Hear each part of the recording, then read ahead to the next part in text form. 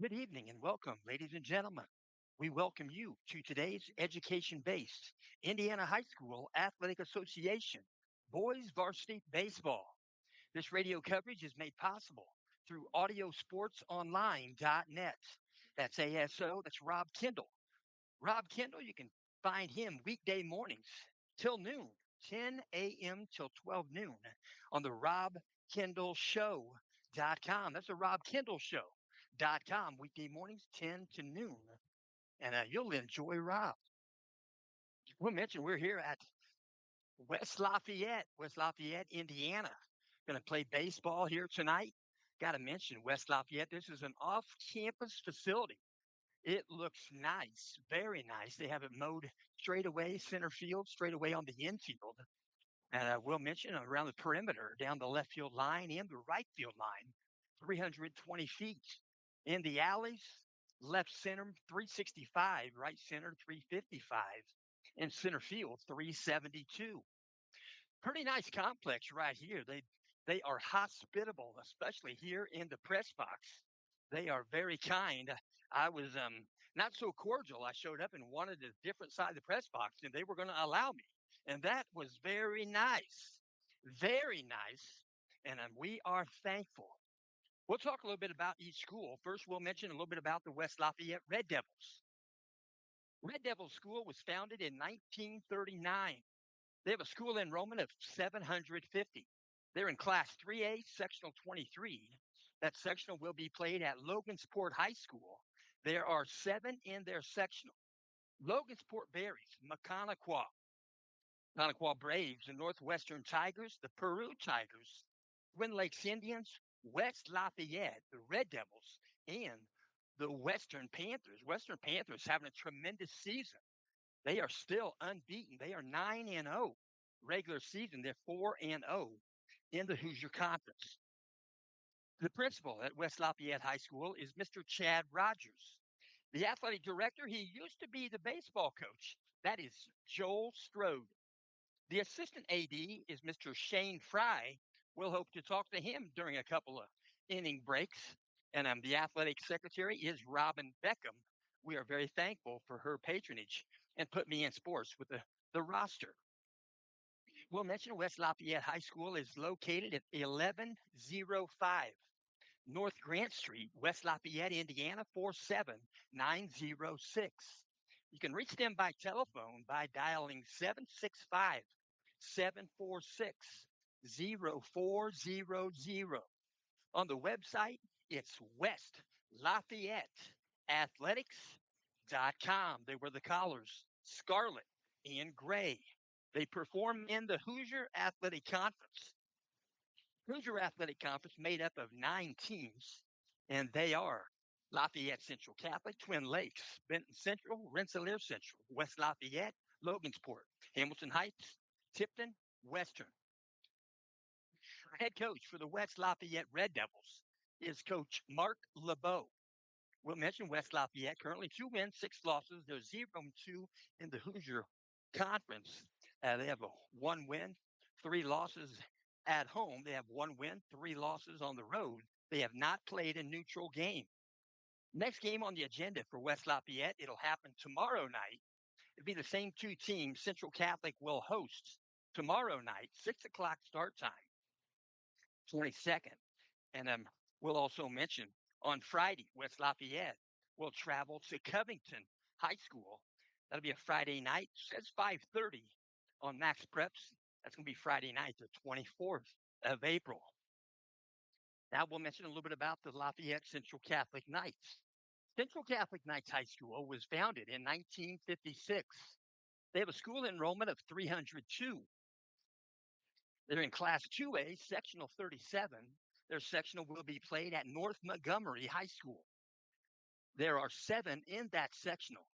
They are the Benton Central Bison, the Delphi Oracles, Central Catholic Knights, North Montgomery Chargers, Rensselaer Central Bombers, Seeger Patriots, Western Boone Stars. The principal at Central Catholic is Dan Charleboy, and the athletic director is Tim Bourdonnais. The assistant athletic director is Charlie Roberts. The athletic trainer is Sarah Igo.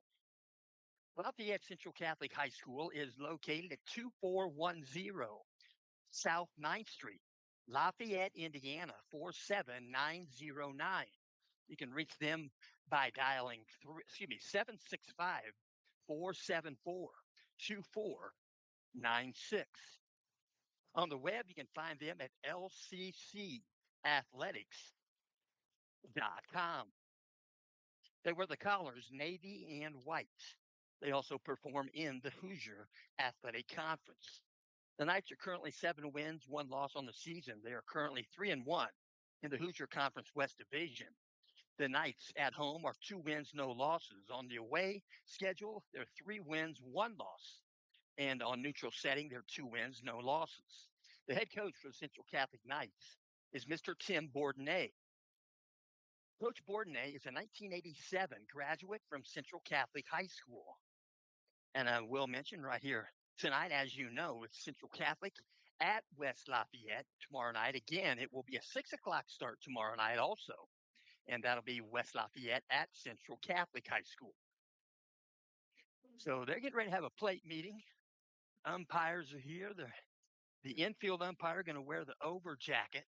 It might get brisk. We'll see. The home plate umpire going to wear the sleeveless. She'll just wear the regular shirt as they wear the customary dark blue for high school athletics.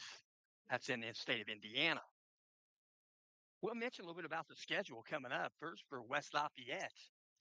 West Lafayette, as you know, on Friday night, they will be at Covington. Slated for a 5:30 start. Please check your local listings for start time, but that will be at Covington on Friday, the 24th. Next week, West Lafayette going to have 4 games on the agenda. On Monday, West Lafayette will travel to North Montgomery to battle with the Chargers. That'll be a 6 o'clock start. On Tuesday, Benton Central will be right here with West Lafayette, 5:30 start. Check the listings for start time. On the 29th, that's Wednesday, will be the second game of that doubleheader in the Hoosier Conference. West Lafayette will travel to Benton Central. And then on Friday night, the first day of May, West Lafayette will be at the Frontier Falcons. We'll mention a little bit about Central Catholic and their upcoming schedule. We'll mention today, as you know, Central Catholic at West Lafayette, 6 o'clock start. And they were saying about 74 degrees, and my thermometer in the truck said 78 degrees. That feels good. Wind is blowing. They said the wind was going to come out of the southwest between 13 and 26 mile per hour. I went to Fox 59 to get my information. The new girl gave me that information. And we'll mention tomorrow, Central Catholic will host West Lafayette, 6 o'clock start tomorrow night. And then on Friday night, Central Catholic will travel to Lafayette Jeff for a 6 o'clock start time. And then on Saturday, they have added a game. Saturday, it'll be Pioneer Panthers. They'll be at Central Catholic on Saturday. That will be an 11 a.m. first pitch. Next week for Central Catholic, on Monday the 27th, it'll be at Rensselaer Central. Central Catholic will travel to Rensselaer Central. Then on Tuesday, the 28th, it'll be Rensselaer Central at Lafayette Central Catholic. Hoosier Conference West Division games. And then they'll play on Thursday, the 30th. Central Catholic will travel to Harrison, another West Lafayette school, just right around the corner. Harrison Raiders will be right there. And my wife's listening at home. She said it's coming in loud and clear. Appreciate that. That's very kind of her. And she's at home now, evidently. So I'm getting ready for some baseball here on a Tuesday. Well, it doesn't seem like a Tuesday. We'll back up just a little bit and mention Central Catholic did have a game on Saturday, this past previous Saturday. They had a game versus Crawfordsville. Crawfordsville and Central Catholic played at Loeb Stadium. Central Catholic got the win 8-5. So they're getting ready for the national anthem. We're listening to Public Address right now. They are very hospitable, very kind folks at West Lafayette, and I always like coming here. So they're mentioning some stuff right now. And we'll talk about the lineups here in a moment. And the starting lineups will do the same. We'll mention starting lineup. Central Catholic will bat like this. Batting first, wearing number 3, shortstop L.J. Whitford. Batting second, wearing number 12, third baseman Alex Schumer. Batting third, number 34, the catcher Isaiah Hopkins. Batting fourth, number 21, he'll do the pitching. That's Caden Keller. Batting fifth, number 11, he'll play second base, Mikey Stapleton. Batting sixth, wearing number 19, he'll play first base, Colton Geyer. Batting seventh, he'll wear number 44. He'll be the DH in the ballgame. That's Chase Hiddle.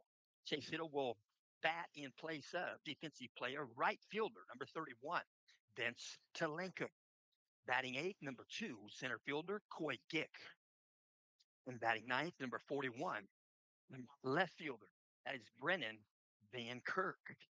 So they're mentioning the lineups, and we'll talk about the West Lafayette Red Devils. Batting first, wearing number 23, third baseman Corbin King. Batting second, wearing number 18, shortstop Henry Dodds. Batting third, wearing number 2, center fielder Ben Worth. Batting fourth, wearing number 24, first baseman Calvin Snyder. Batting fifth, number 7, second baseman Joe Doty. Batting sixth, number 9, the catcher Connor Peters. Batting seventh, wearing number 3, left fielder Colin Castens. Batting eighth, number 10, right fielder Case Ostrom. And batting ninth, number 6, he'll do the pitching, Braylon Crisp.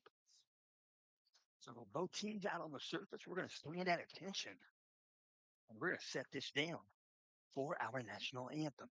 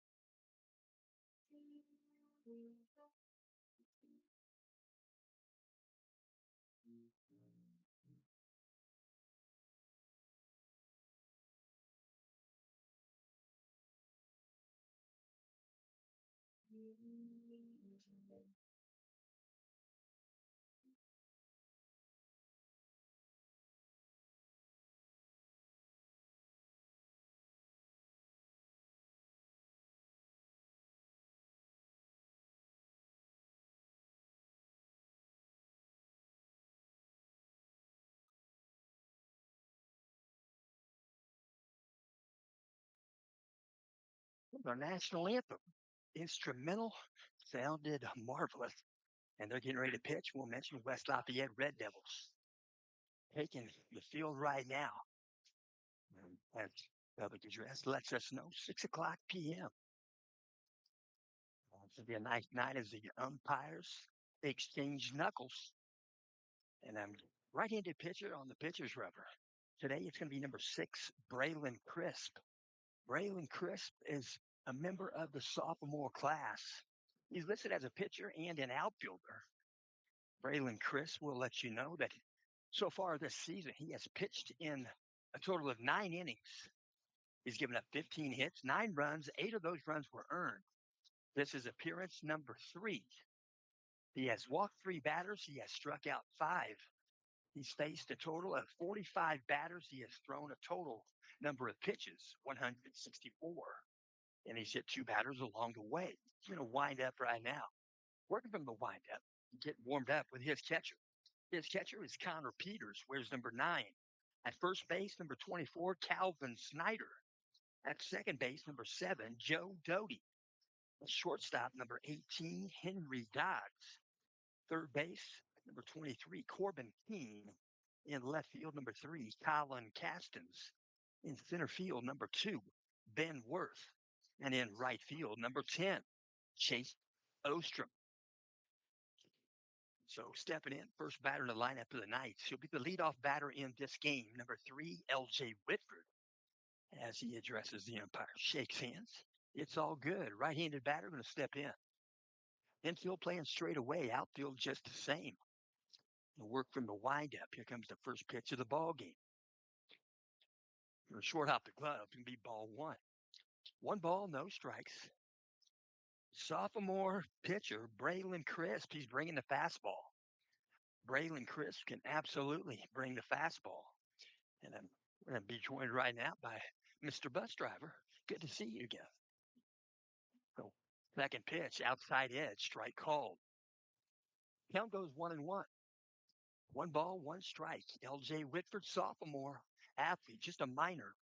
A little bit of an open stance, not much. Going to set up outside on him. Here comes the pitch. Breaking pitch, ground ball, third base. Fielded by Corbin Keene.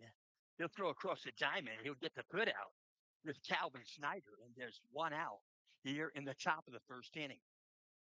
Knight's going to step in. It'll be Alex Schumer. Alex Schumer, number 12. That's in the 2 spot. Did most of the, I should say he started out as the 1 spot. Coach Bourdonnais switched him and L.J. Whitford, first and second, second and first. So we'll step in, left-handed batter. Alex Schumer, third baseman. Working from the windup, Braylon Crisp. Here comes the pitch. Outside a ball. One ball, no strikes.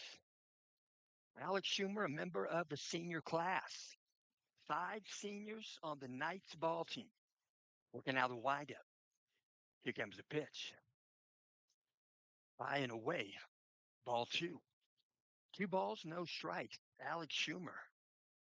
Step back in on the season. He's accumulated 9 base on balls this season. That leads the team. Here comes the pitch. Right down meridian, inside half, strike called. Count goes 2-1. 2 balls, 1 strike. Working from the windup, checking the signals. Braylon Crisp, the 2-1 pitch. Just above the zone, ball 3. 3 balls, 1 strike. 1 out. We're in the top of the first inning. Beautiful day for baseball. I haven't been able to say that a whole lot of times this spring, but it's looking nice today. Here comes the pitch. Right down meridian. He'll take a pitch. Strike 2. 3 balls, 2 strikes. Alex Schumer, left-handed batter facing the righty. Braylon Crisp. Here comes the wind and the payoff pitch. Swung on, swing and a miss. Drop third. He'll step to the inside. He'll throw a strike. That is Connor Peters, the catcher, as he gets the put out at first base with Calvin Snyder, and there are 2 outs here in the top of the first inning. Next batter will step in for the Knights. He does the catching, number 34, Isaiah Hopkins. Isaiah Hopkins going to get some information there from Alex Schumer. Step in, right-handed batter. A little bit of a close stance on the instep. Here comes a windup from Braylon Crisp. First pitch, outside a ball. 1 ball, no strikes. Early going here at West Lafayette. Here comes the 1-0 pitch. Low for ball 2. Pretty good sized young man, Isaiah Hopkins. 5'9". He looks a little bit taller than that from here. But here comes the pitch. Outside half, I should say outside edge. Strike called. Count goes 2-1. 2 balls, 1 strike. He'll step back in. We take that back. He's listed at 6 feet. Here comes the pitch. Sexy swing. It's a called strike. Count goes even at 2-2. 2 balls, 2 strikes. You gotta figure out the umpire. You got a different umpire every game to find his strike zone. 2 balls, 2 strikes. Here comes the pitch from Crisp. Swung on. Ground ball foul of third base. Down near the bullpen. Isaiah Hopkins will stay in the batter's box again with a 2-2 count. Straightaway stance. Isaiah Hopkins. Working from the windup. Here's the 2-2 pitch, second time. Swung on. Ground ball. Third base. What a glove at third base. Corbin Keene makes the play. He throws across the diamond. Calvin Snyder. And the Knights go down in order after 1 half inning. Knights, no runs, and West Lafayette Red Devils are going to come to the plate. And we do thank you for tuning in, and we'll mention this game is in part being brought to you by Scott G. Scott G, when time is good, when you share, you should. Share and share alike. Support Indiana Middle School and High School athletics. Well, the Knights are going to take the field. We'll mention Isaiah Hopkins going to put his gear on. Third batter in the lineup. Going back behind the plate is going to be Cooper Renback. Going to take some opening tosses here from starting pitcher for the Knights. That's Caden Keller. Caden Keller wears number 21. Caden Keller is a member of the junior class. Listed as a pitcher, a first baseman, and an outfielder. He's 5'11", 190, left-handed pitcher. Caden Keller on the season, will mention for Caden, he's pitched 11 innings thus far. This is game number 5 on the season. This is start number 3. Batters faced, he's faced 52 batters. He's entering this game, he's thrown a total of 200 pitches. He's got a win-loss record of 1 win, 1 loss. He's given up 10 hits. He's given up 4 runs. 3 of those runs were earned. He has walked 6 batters. He has struck out 19 batters. 2 of those batters went down looking, and he has hit 1 batter along the way. He's got an ERA of 1.455. Take that back. That's his whip. 1.909 ERA, just under 2. So Isaiah Hopkins going to jog out.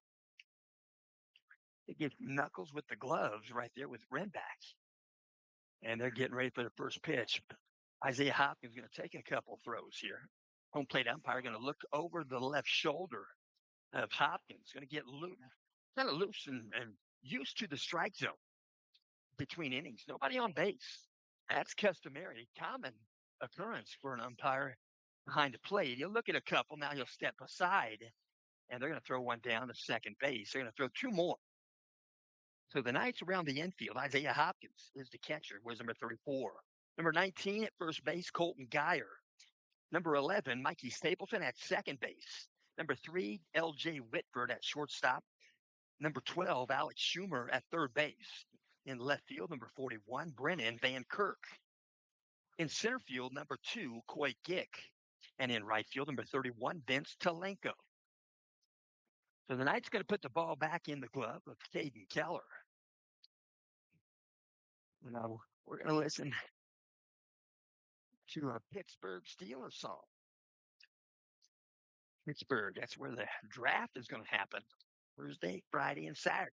First pitch outside of ball. In the batter's box for West Lafayette, number 23, Corbin Keene. He's the third baseman. Corbin Keene steps back in. Here comes the 1-0 pitch. Going to call that a strike.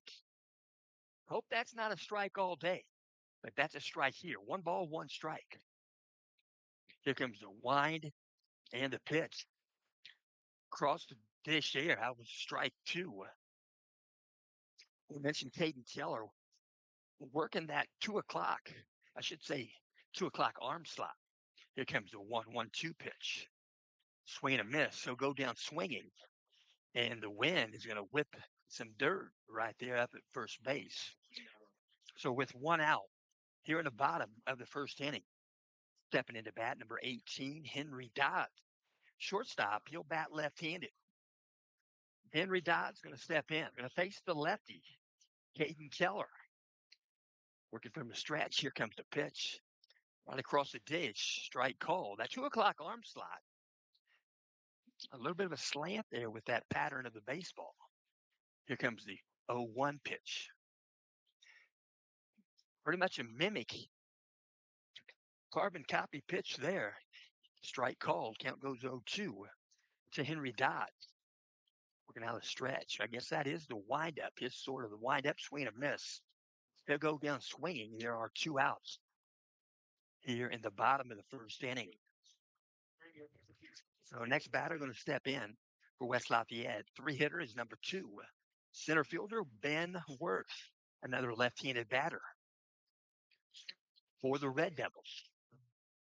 Step in Working from the windup. Here comes the pitch.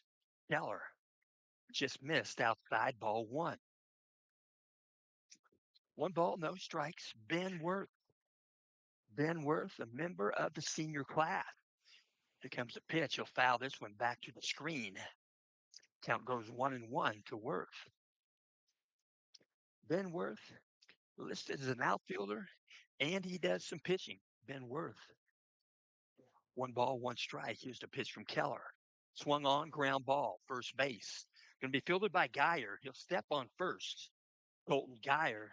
And both teams, 3 up, 3 down. We've played 1 inning. There's no score. And we'll go to the top of the 2nd inning. And I will mention this. We'll mention a little bit about this. Former Indiana University basketball players, Bobby Wilkerson, back in 76. You remember him. You wore number 20. And Kent Benson, back in 76. You wore number 54.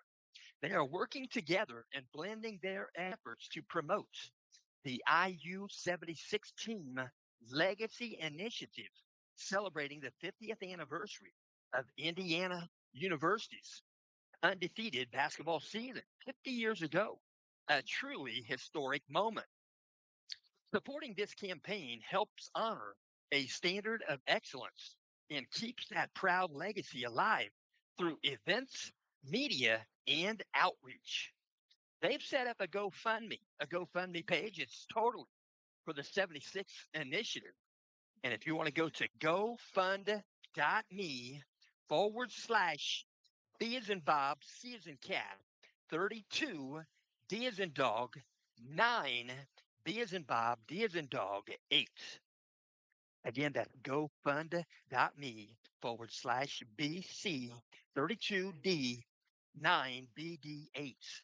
The 1976 IU men's basketball team is still the last undefeated season right there, national champions, NCAA Division I college basketball.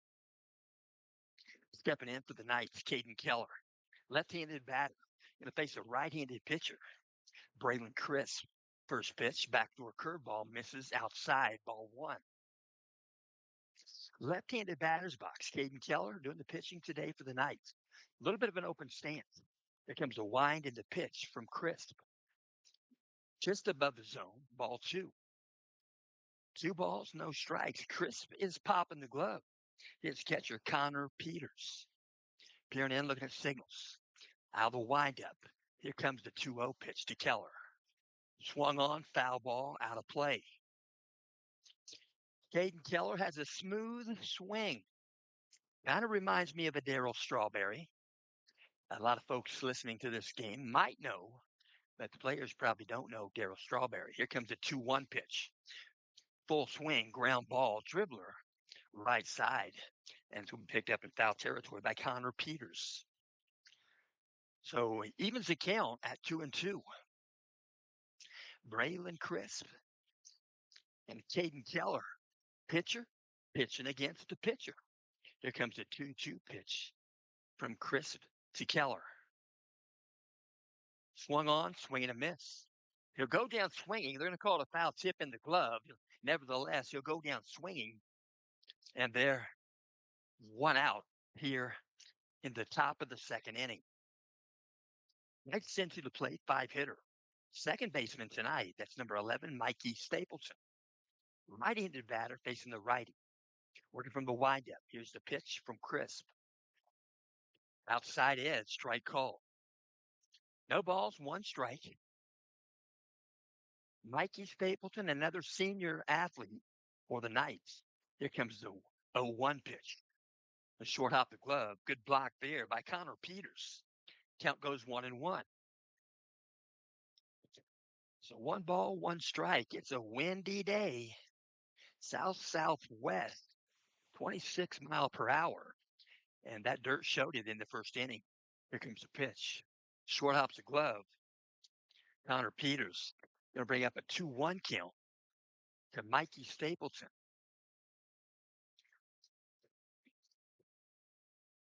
So 1 out, 2-1 count.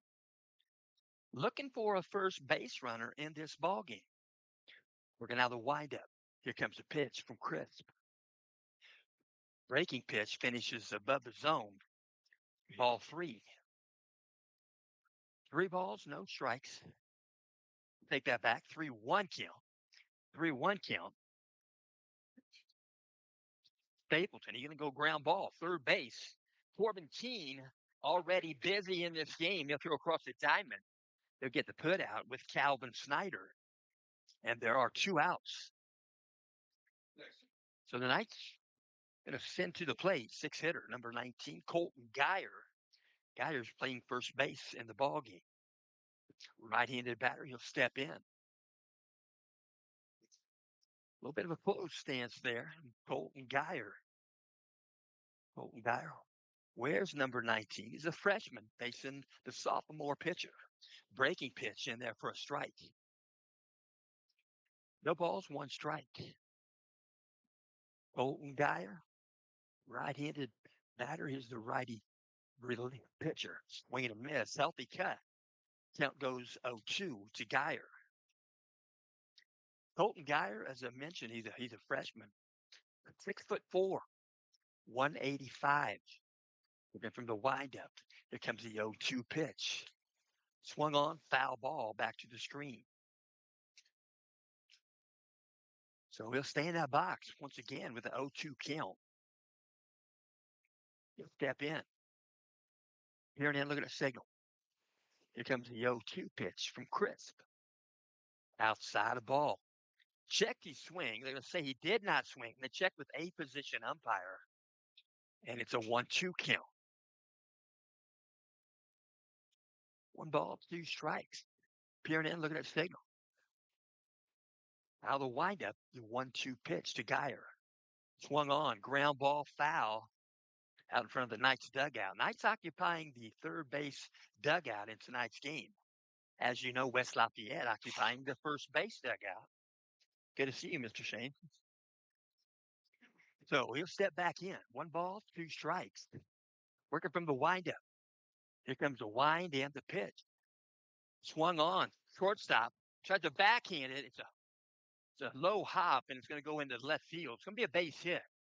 Base hit would have been a tremendous effort for Henry Dodds and the first hit of the ball game. Right there, Colton Geyer of the Knights.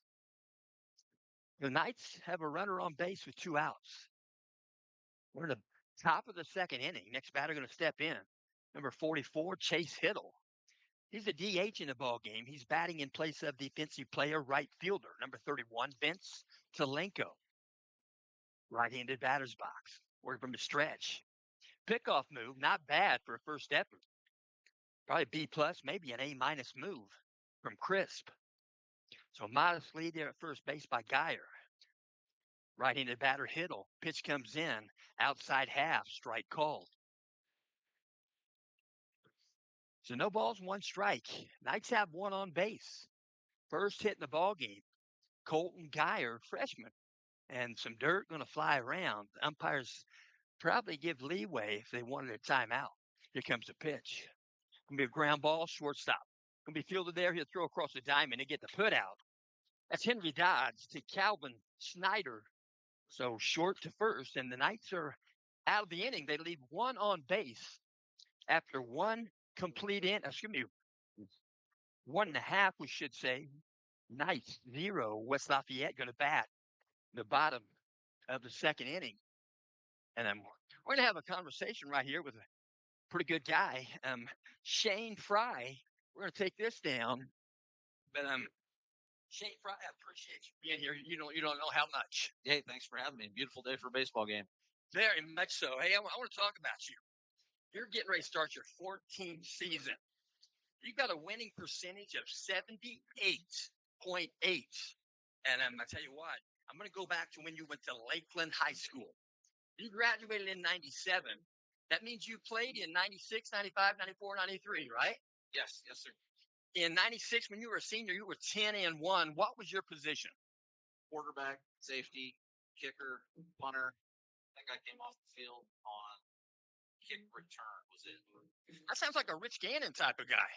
We were 3A and didn't have a lot of players, and we just went out there and battled. About everybody did that. I tell you what, you wore the color scheme, Columbia blue, red, and white. Your coach was Rex Bowser. Tell everybody what he means to you. A great guy. He had my back from the beginning. I remember time my sophomore year, I screwed up pretty bad, and I thought the defensive coordinator was going to kill me. And Coach Bowser stepped in and made sure he didn't kill me. And I just have a lot of respect for him. And he was a great coach, a great person. I believe it. You went to Purdue. You graduated there in 2002. We're going to continue this conversation next half inning. Is that okay? Sounds good. So stepping in, going to bat here in the bottom of the second inning.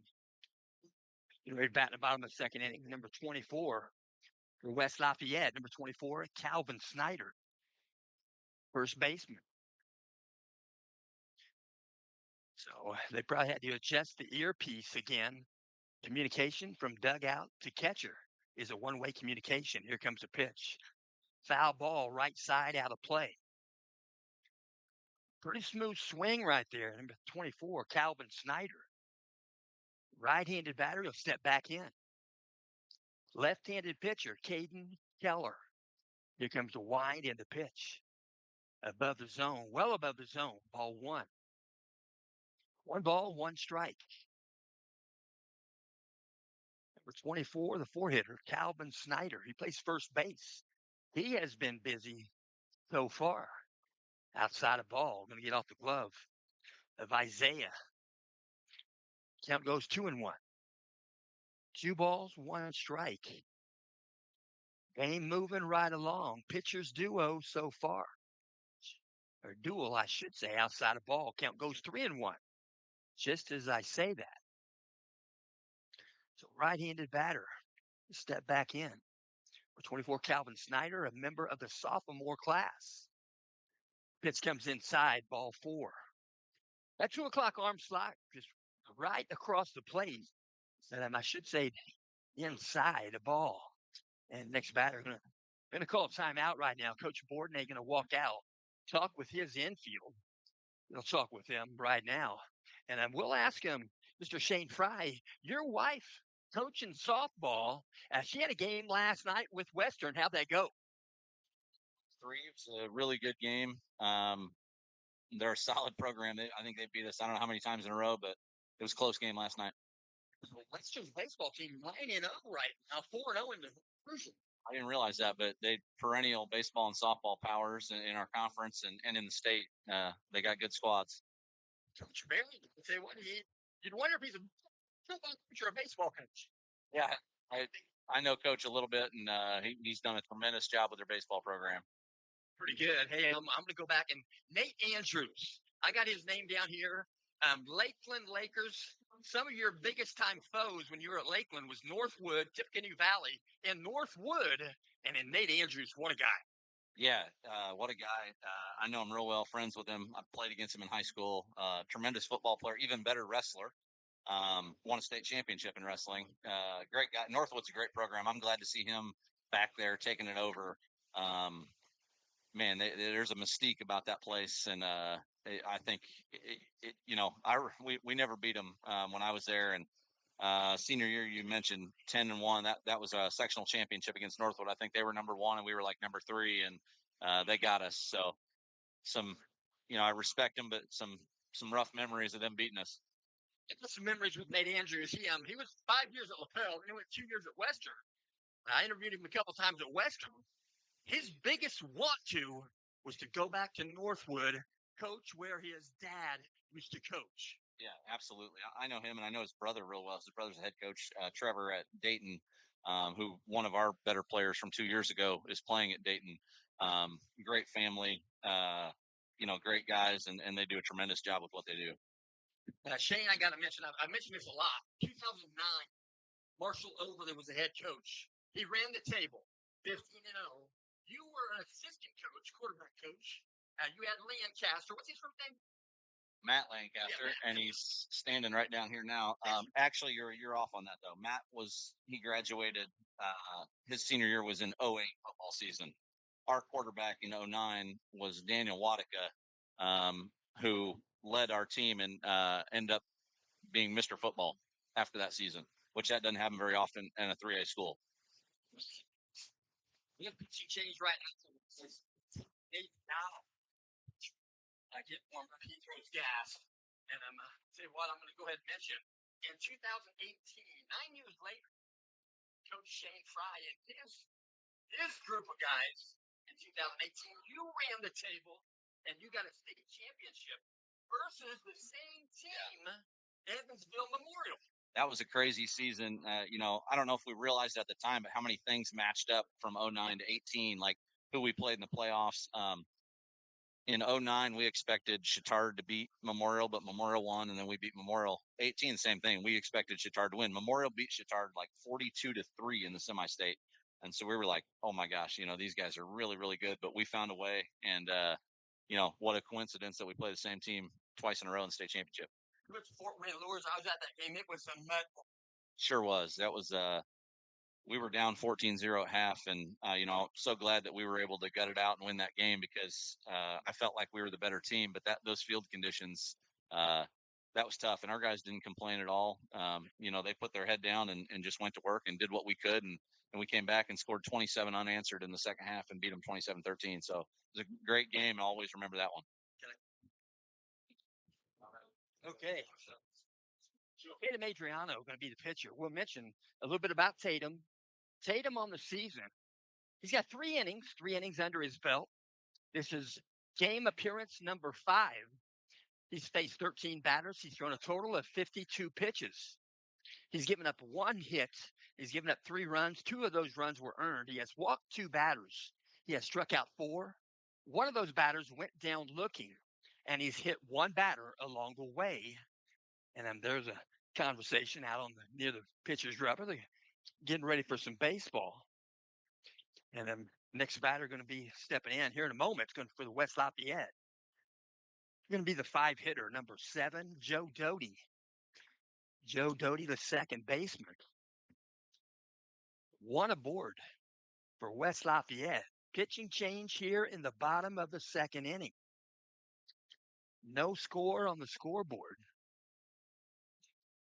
They're still talking a little bit right there. And we'll go ahead and mention this game is in part being brought to you by McCormick Printing. McCormick Printing Impressions. McCormick Printing Impressions in office supplies is proud to support our local youth athletes this season. For more than 50 years, MPI has been helping families, businesses, and teams make their best impression. From banners and shirts to discount cards, forms, and office supplies. Family owned and operated, MPI believes in quality service and supporting the community and with the love of their forefathers, we'll mention. So the next time you need something printed, big or small, think of McCormick Printing Impressions, where every project starts with care and ends with excellence. That's McCormick Printing Impressions. We're right there in Tipton.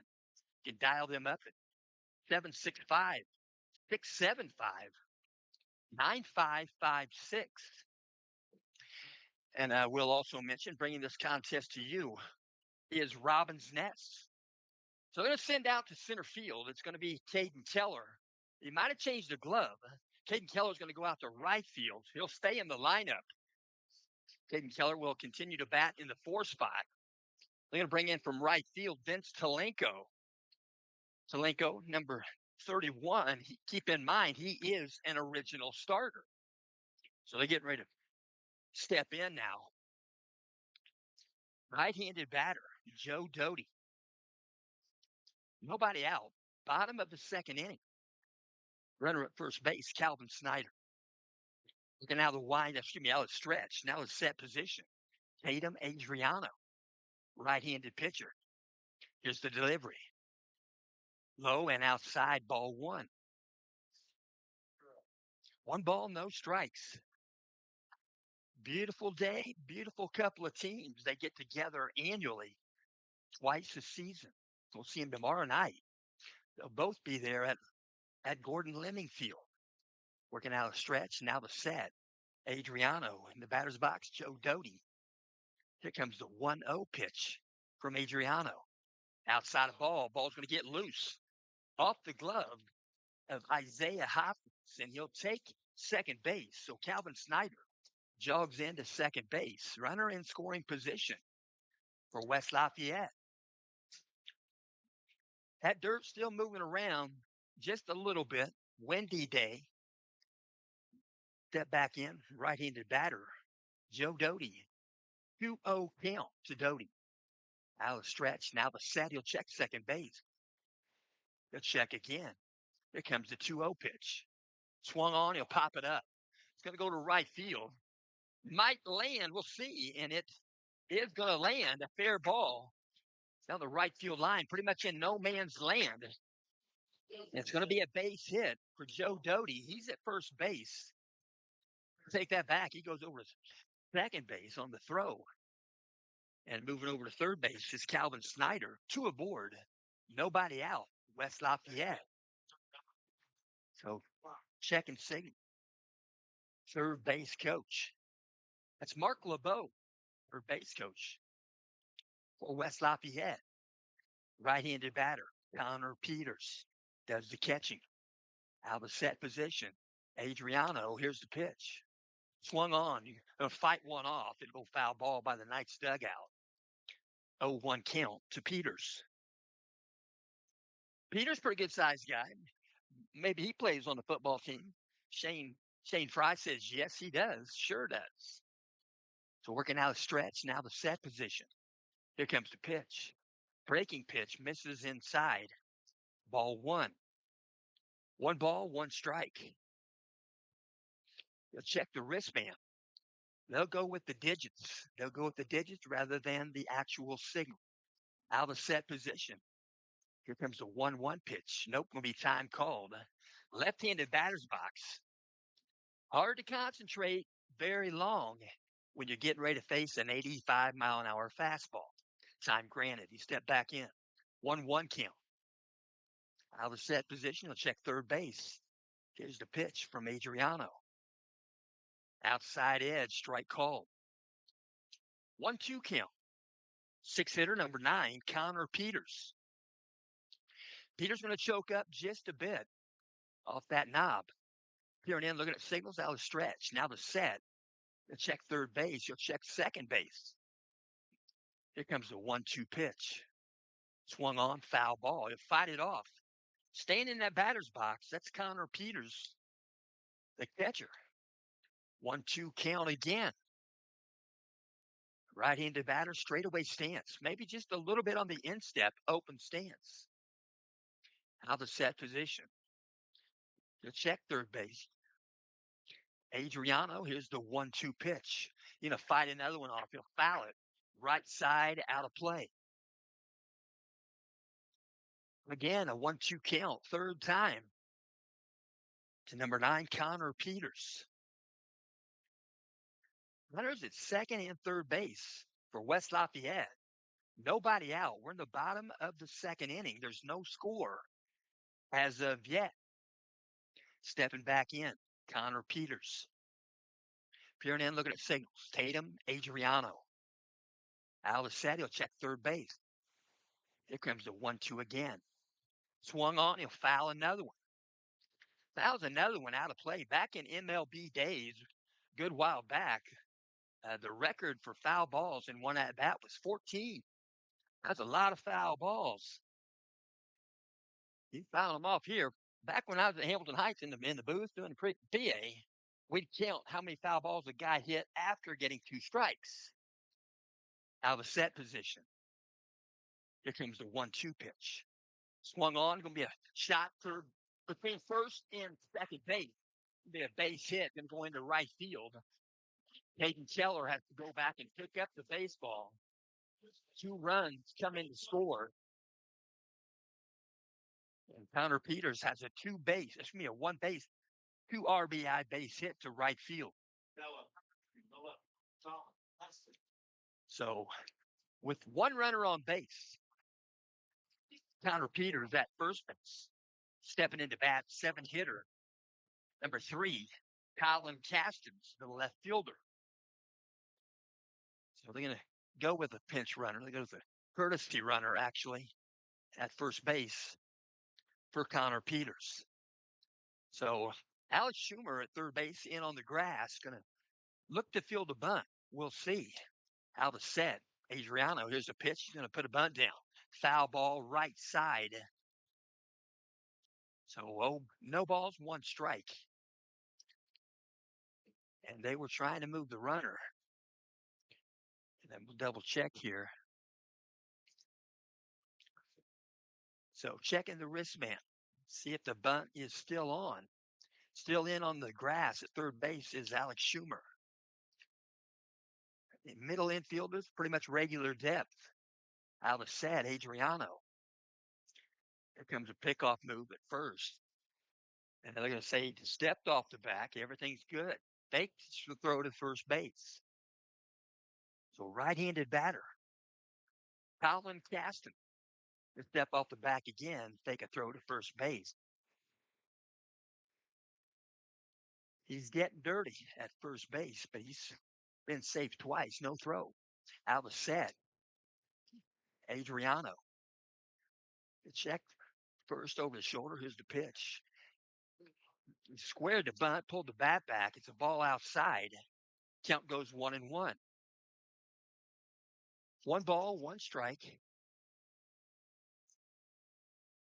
Nobody out. We're in the bottom of the second inning.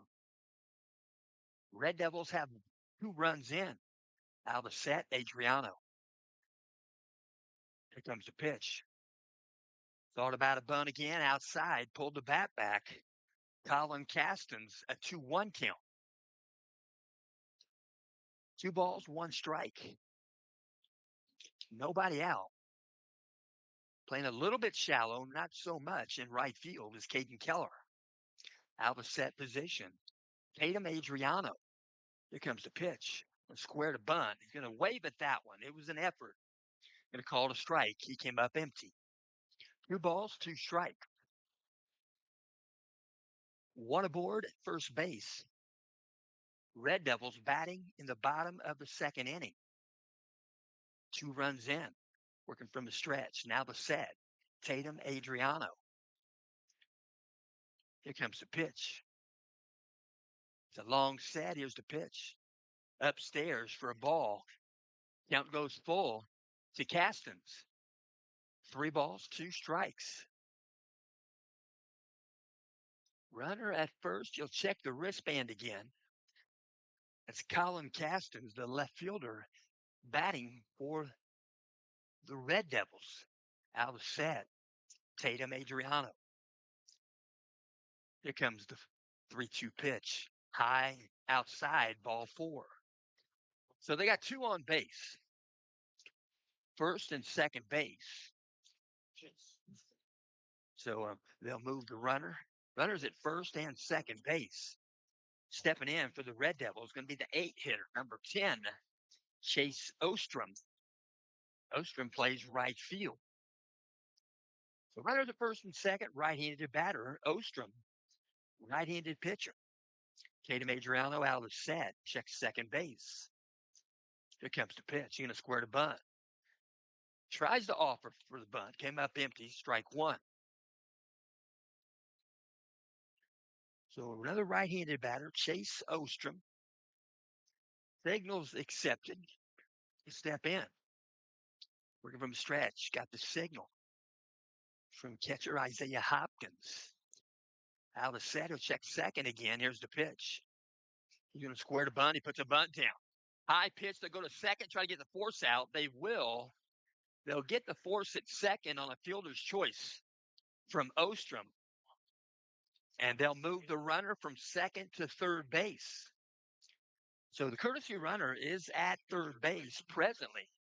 He's a freshman. I think it's Gio Pacheco. Thank you. Gio Pacheco. Where's number 20? For the courtesy running for Connor Peters. So runners on the corners with 1 out. Stepping in, 9 hitter, number 6, Braylon Crisp. He is the pitcher in this ball game for the Red Devils. Here comes a pitch from Adriano. Outside and low, ball 1. 1 foot in the box, 1 foot out of the box. IHSAA asked them to do it that way. probably about 6, 7 years ago. Some people do, some people don't, but they still get to keep their birthdays. Out of the set position. Peering in, looking at signals. Checks third base a couple of times. Step off the back, fake a throw to first base. Tatum Adriano in the batter's box, 9-hitter, number 6, Braylon Crisp. Out of the set position. Tatum Adriano. Here comes the pitch. Outside edge, strike call. Might have been outside half. 1 ball, 1 strike. 1 foot in, 1 foot out. Accepts the signal. Playing even with the bag at third base is Alex Schumer. Out of the set position. Here comes the 1-1 pitch. Taking off for second base. Going to get by the glove of Isaiah Hopkins. Coming in from third base. It's Pacheco. 1 run in and moving around to third base. Safe at third base is Chase Ostrom. And a little friendliness, good sportsmanship there as Braylon Crisp picks up the catcher's mask and hands it back to Isaiah Hopkins. So going to be a timeout on the surface there out of the pitcher's rubber. It's going to be between the players.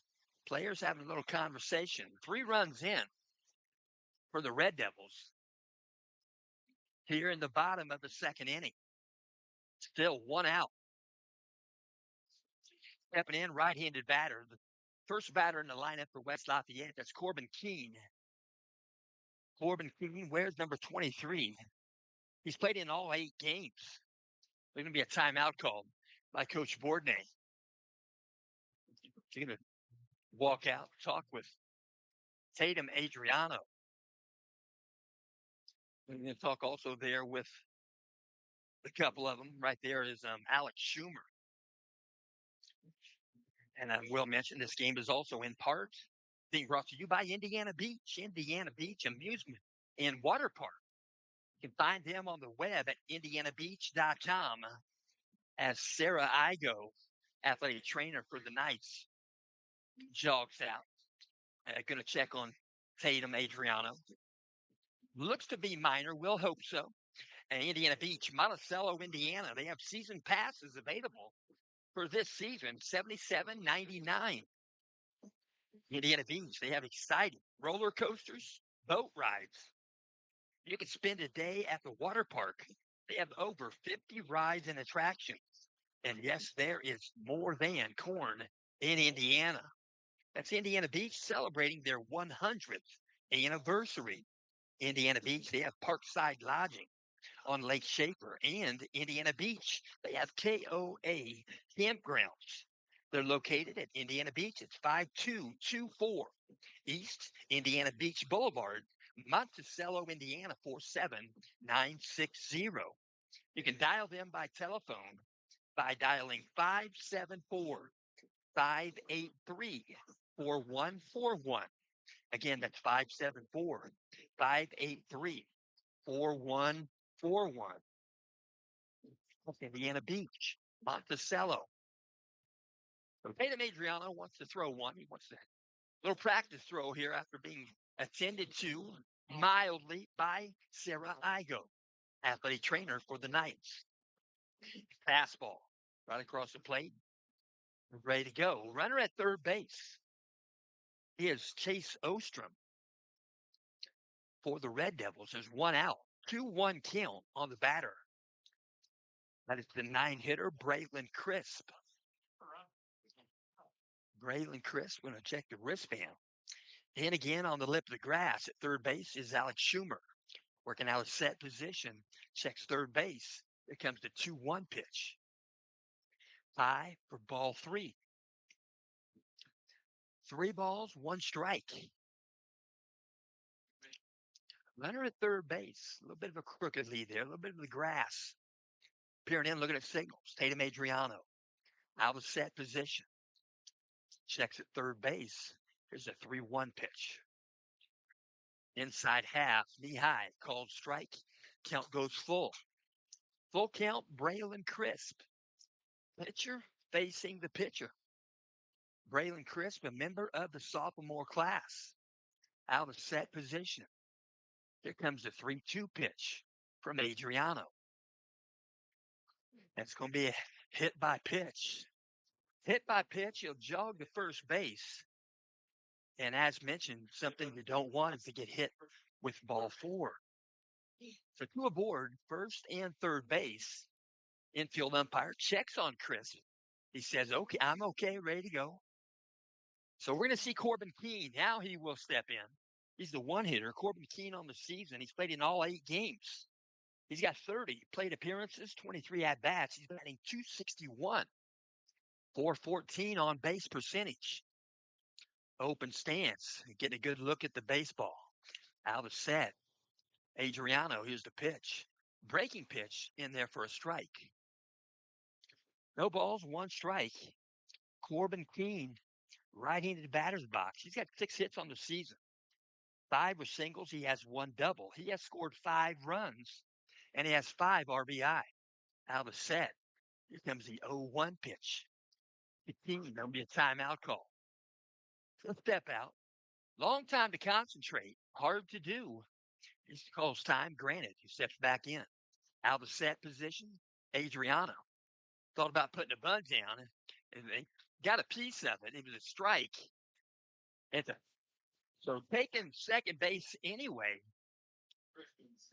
on the foul tip bunt strike into the glove. And I'm safe at second as if it were just a missed baseball. So no balls, 2 strikes. Runners at second and third base. Out of set position, infield is in. Here comes the 0-2. Swing and a miss, and he'll go down swinging. He'll jog back to the dugout. There are 2 outs here in the bottom of the second inning. So stepping into bat, 2-hitter, Henry Dodds. Henry Dodds wears number 18. He's played in all 8 games. 27 plate appearances, 23 at-bats. Left-handed batter. Runners at second and third base for the Red Devils. Out of set. Adriano, here's the pitch. Swung on, base hit. Right between first and second base. Can be picked up in right field.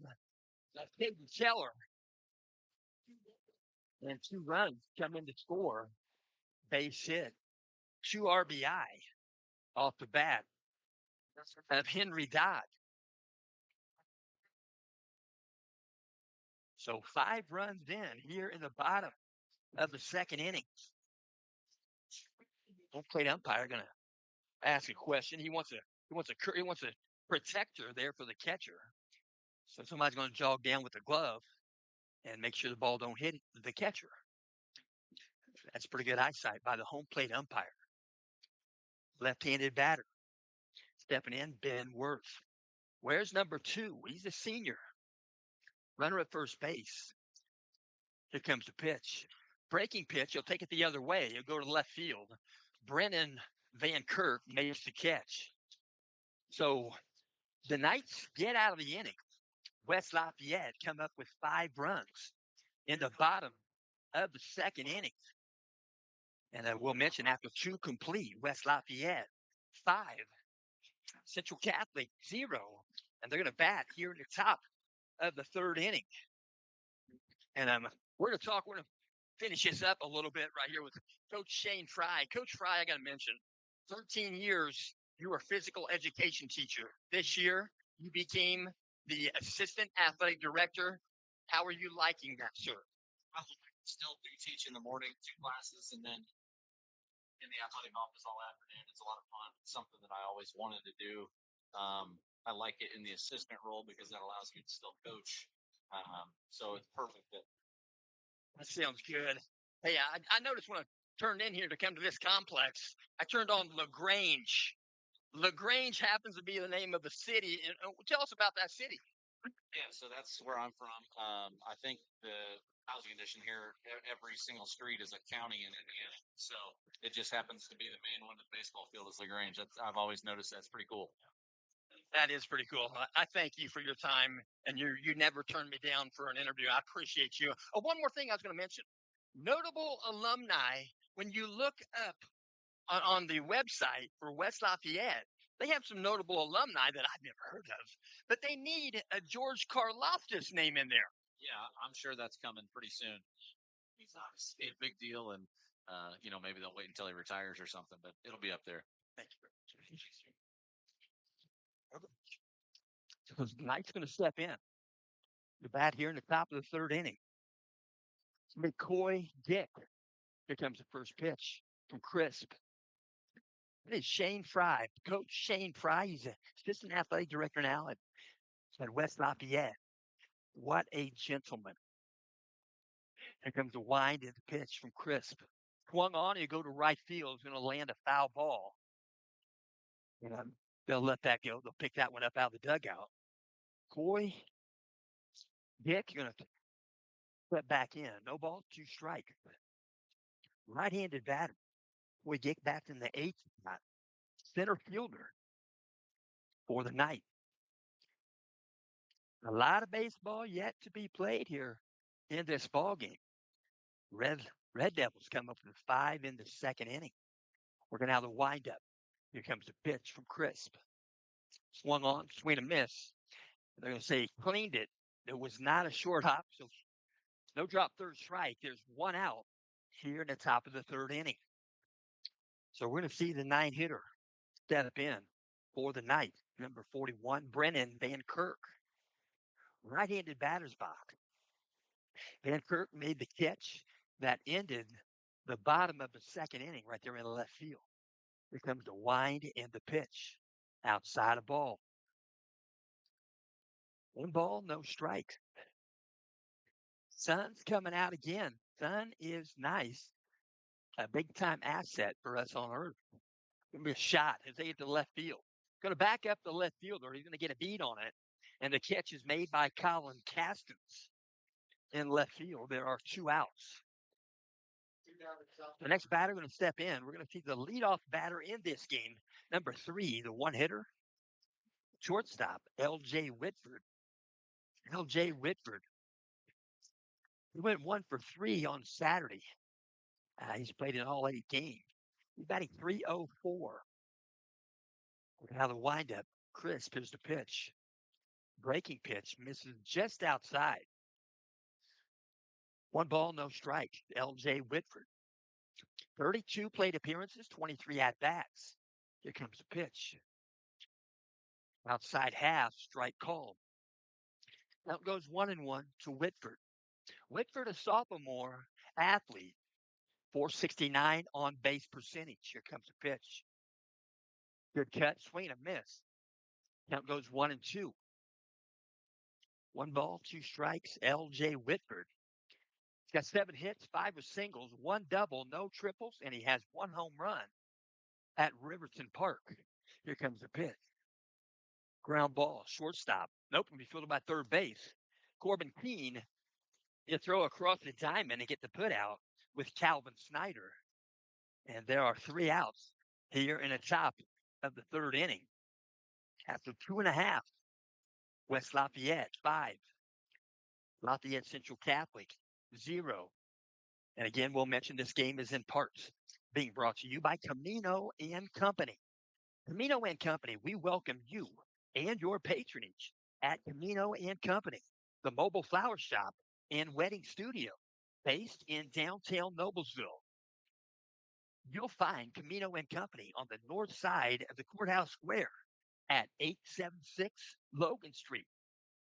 Camino and Company started with a dream and grew with the love of our local community.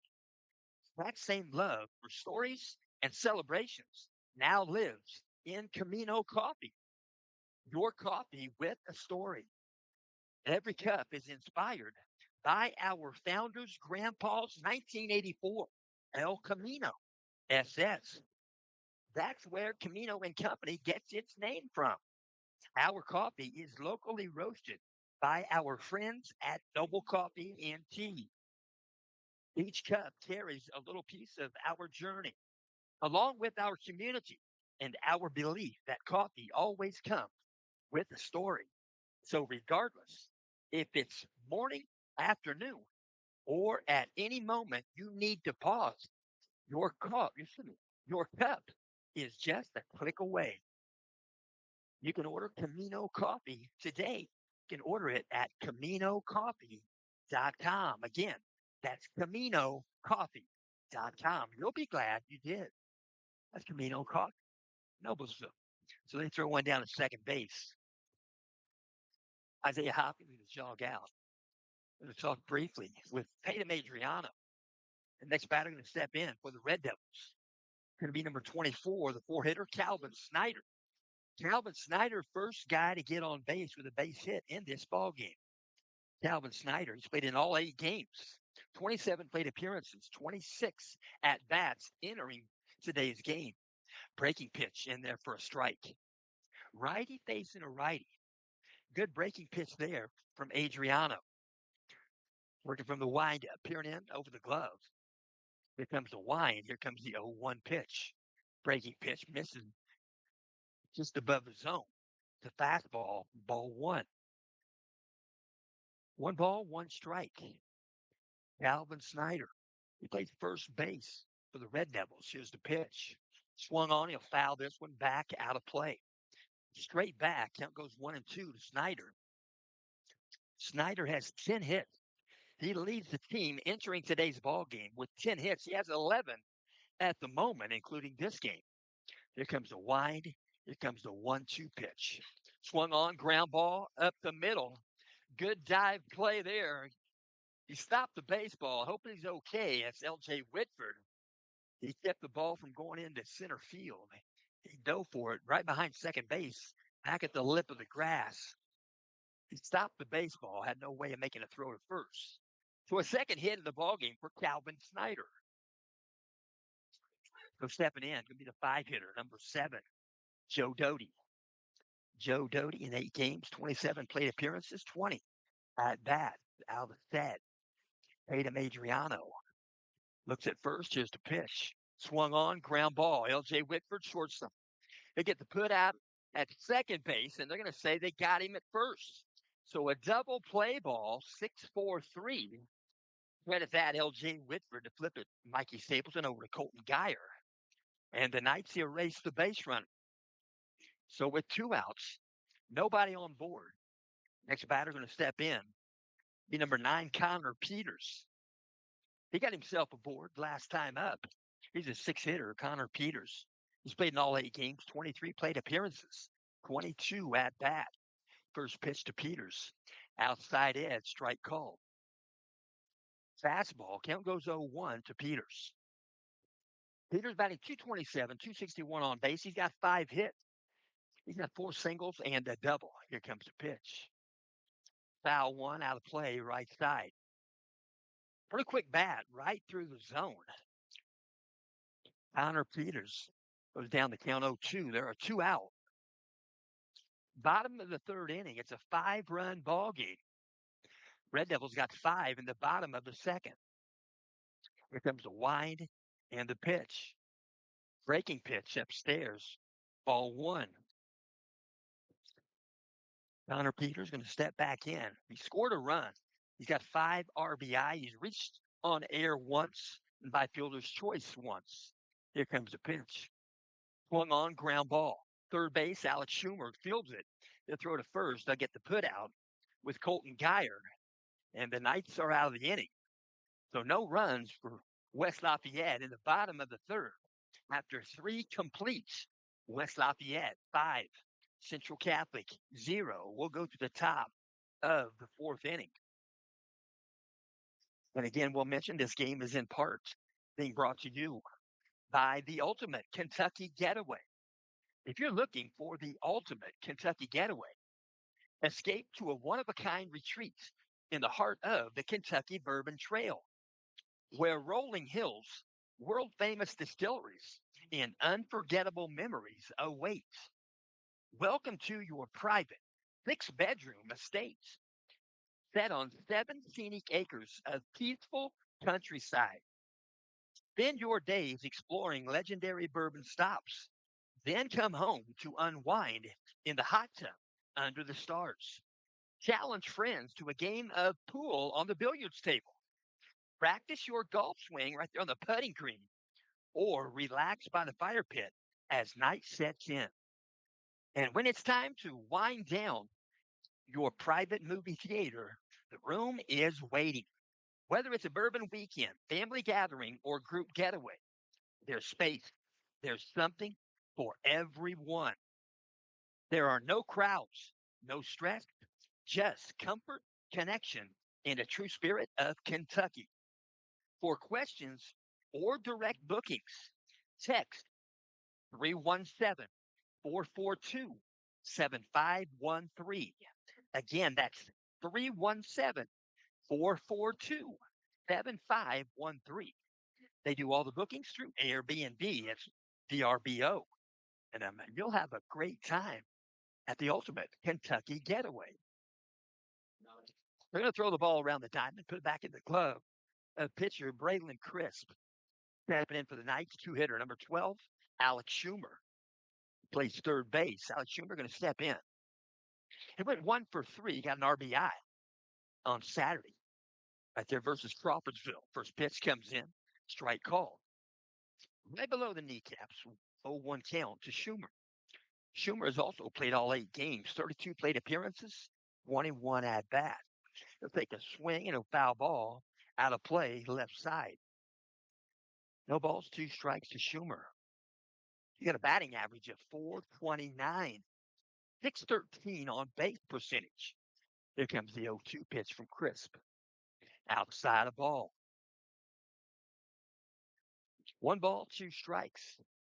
Left-handed batter. A little bit of an open, I should say a closed stance, just the instant. 1-2 count. Schumer. Here comes the pitch from Crisp. Outside ball 2. 2 balls, 2 strikes. Alex Schumer has 9 hits entering today's game. 5 are singles, 3 doubles, no triples. He has 1 home run at Benton Central. Here comes the pitch. Going to pop one, foul ball, left side, out of play. Pretty good group of fans here. They get to spread out. They're down the right field line, the left field line. It's all good right here. The 2-2 count to Schumer. Working out the windup, Braylon Crisp. Here comes the pitch. Ground ball, short second base. Be fielded on 2-hop right there by Joe Doty. They'll get the put out at first base with Calvin Snyder. And there's 1 out here in the top of the 4th inning.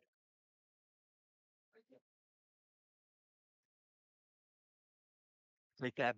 We work right there. 4th inning, stepping in for the night. Right-handed batter number 34, Isaiah Hopkins. Hopkins went 2 for 3 on Saturday versus Crawfordsville. 1 RBI. Lafayette. First pitch to Hopkins. Outside edge, strike called. Checky swing just a bit. Count goes 0-1. Here and in looking at Siegel. How the windup. Here's the pitch. Outside, ball 1. 1 ball, 1 strike to Isaiah Hopkins. He's played in all 8 games, 30. Plate appearances, 22 at-bats. He's batting .455. Here comes the pitch. Short hops the glove. Good block there. Connor Peters with a good glove as the catcher. 2-1 count to Hopkins. Hopkins has an on-base percentage of .600. He's got 10 hits on the season. That leads the team. Here comes the pitch. Take a drive to left field. Going to back up the left fielder. You're going to chase it. You're going to go pick it up right at the base of the wall in left field. It's going to be a 2-base hit for Isaiah Hopkins. And Hopkins didn't sound like he even got the sweet spot of that bat.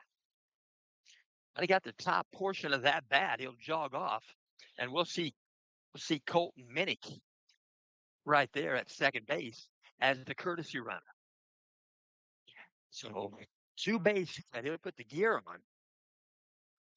And Isaiah Hopkins picks up his 3rd double on the season. Stepping in, Caden Keller, left-handed batter, plays left field. Take that back, playing right field. He started on the pitcher's mound. Here comes the pitch inside the ball. Caden Keller, the runner at second base.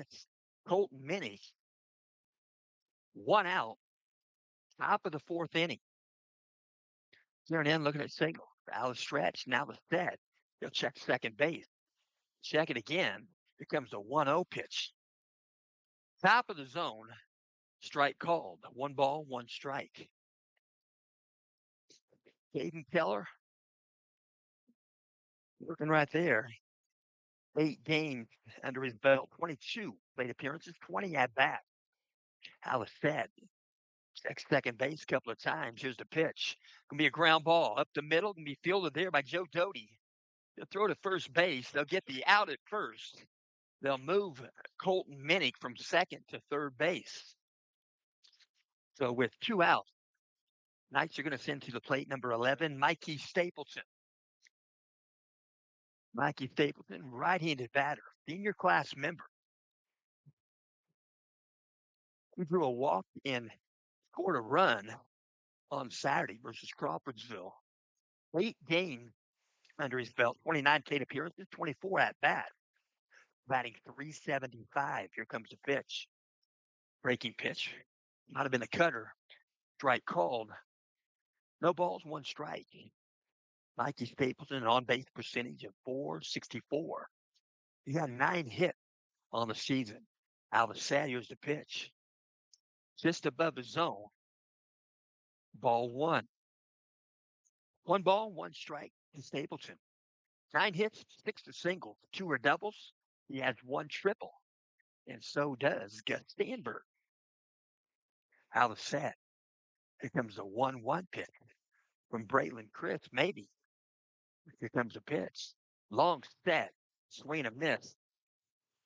Mikey elected not to call time there. He'll step back in. A 1-2 count to Mikey Stapleton. Stapleton playing second base in the ball game. Runner at third base for the night. Alice Here comes the pitch from Braylon Crisp. Long set. No pitch clock here. Gonna call time this time. No pitch clock here, and we're hoping that the IHSAA does not implement a clock for shooting the ball, shot clock for basketball. Pitch comes in outside and low. Ball 2-2 count. It's being talked about, but I've been told it won't happen this coming year. 2-2 count, even though Illinois already has one. Out of that, Braylon Crisp. 2-2 count. And check third base. You're going to throw to third. He throws to a position player. He doesn't throw the bag. He throws to a position player. And if you did that all day, there wouldn't be a game. So they're going to call timeout. Coach Bourdonnais is going to walk out and say, how can he throw to the position player? They're not making a play on the runner. And that's true. So we'll mention this game is in part being brought to you by Lisa Stokes Bear at Century 21. You can let Lisa look or let Lisa list. She specializes in residential and corporate relocations. Lisa now does complimentary staging. We'll mention Lisa Stokes Bear. She'll stop by. She'll list your home. She'll clean it inside, spick and span. She'll make it presentable on the outside also. And she'll make it really receptive for your open houses. And she'll help you to sell your property much quicker. You can contact Lisa Stokes Bear by phone or by text message. You can dial her at 317-513-4086. Again, 317-513-4086. So they're going to call a balk. They didn't throw directly to the base, and there's going to be a conversation now. Coach LeBeau, and so they're bringing the run in from third base. They try to pick off move, but he threw to the position of third base, and he wasn't holding the runner on. If he'd have been making an attempt to go to third base, that's a different story. the third baseman had been making an attempt to catch the ball close or somewhat towards third base. So 1 run in for the Knights. There are 2 outs, 2-2 count. Working from the windup, Braylon Crisp. Here's the pitch. Swing and a miss. And the Knights go down here in the fourth inning. They come up with 1 run.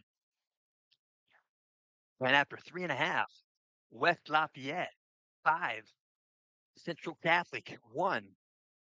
And I will also mention today's ball game is in part being brought to you by Fritz in Fishers. Fritz in Fishers and Fritz in Noblesville. They're celebrating 43 years in the car business. That's in the heart of the Nickel Plate District. I was in that district today. That's in Fishers, Indiana. They have late model cars and trucks. Each vehicle pre-delivery inspection. They have 2 Hamilton County locations. You can go to fritzenfishers.com. Fritz and Fishers, their dealership right there in Fishers. You can find them at 8599 East 116th Street. You can dial them there at 317-842-2228. They also have a dealership right there in Noblesville, right there on State Road 32. But they're at Mill Creek Road. That's between Noblesville and Westfield. You can dial them at that dealership, 317-773-2232. Again, that's fritzinfishers.com, FRITZ.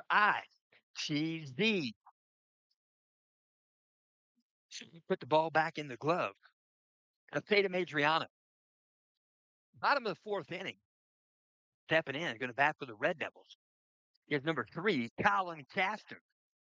Colin Caston, we'll mention on the season. He walks in here today. After playing in all 8 games, 23 plate appearances, 19 at-bats.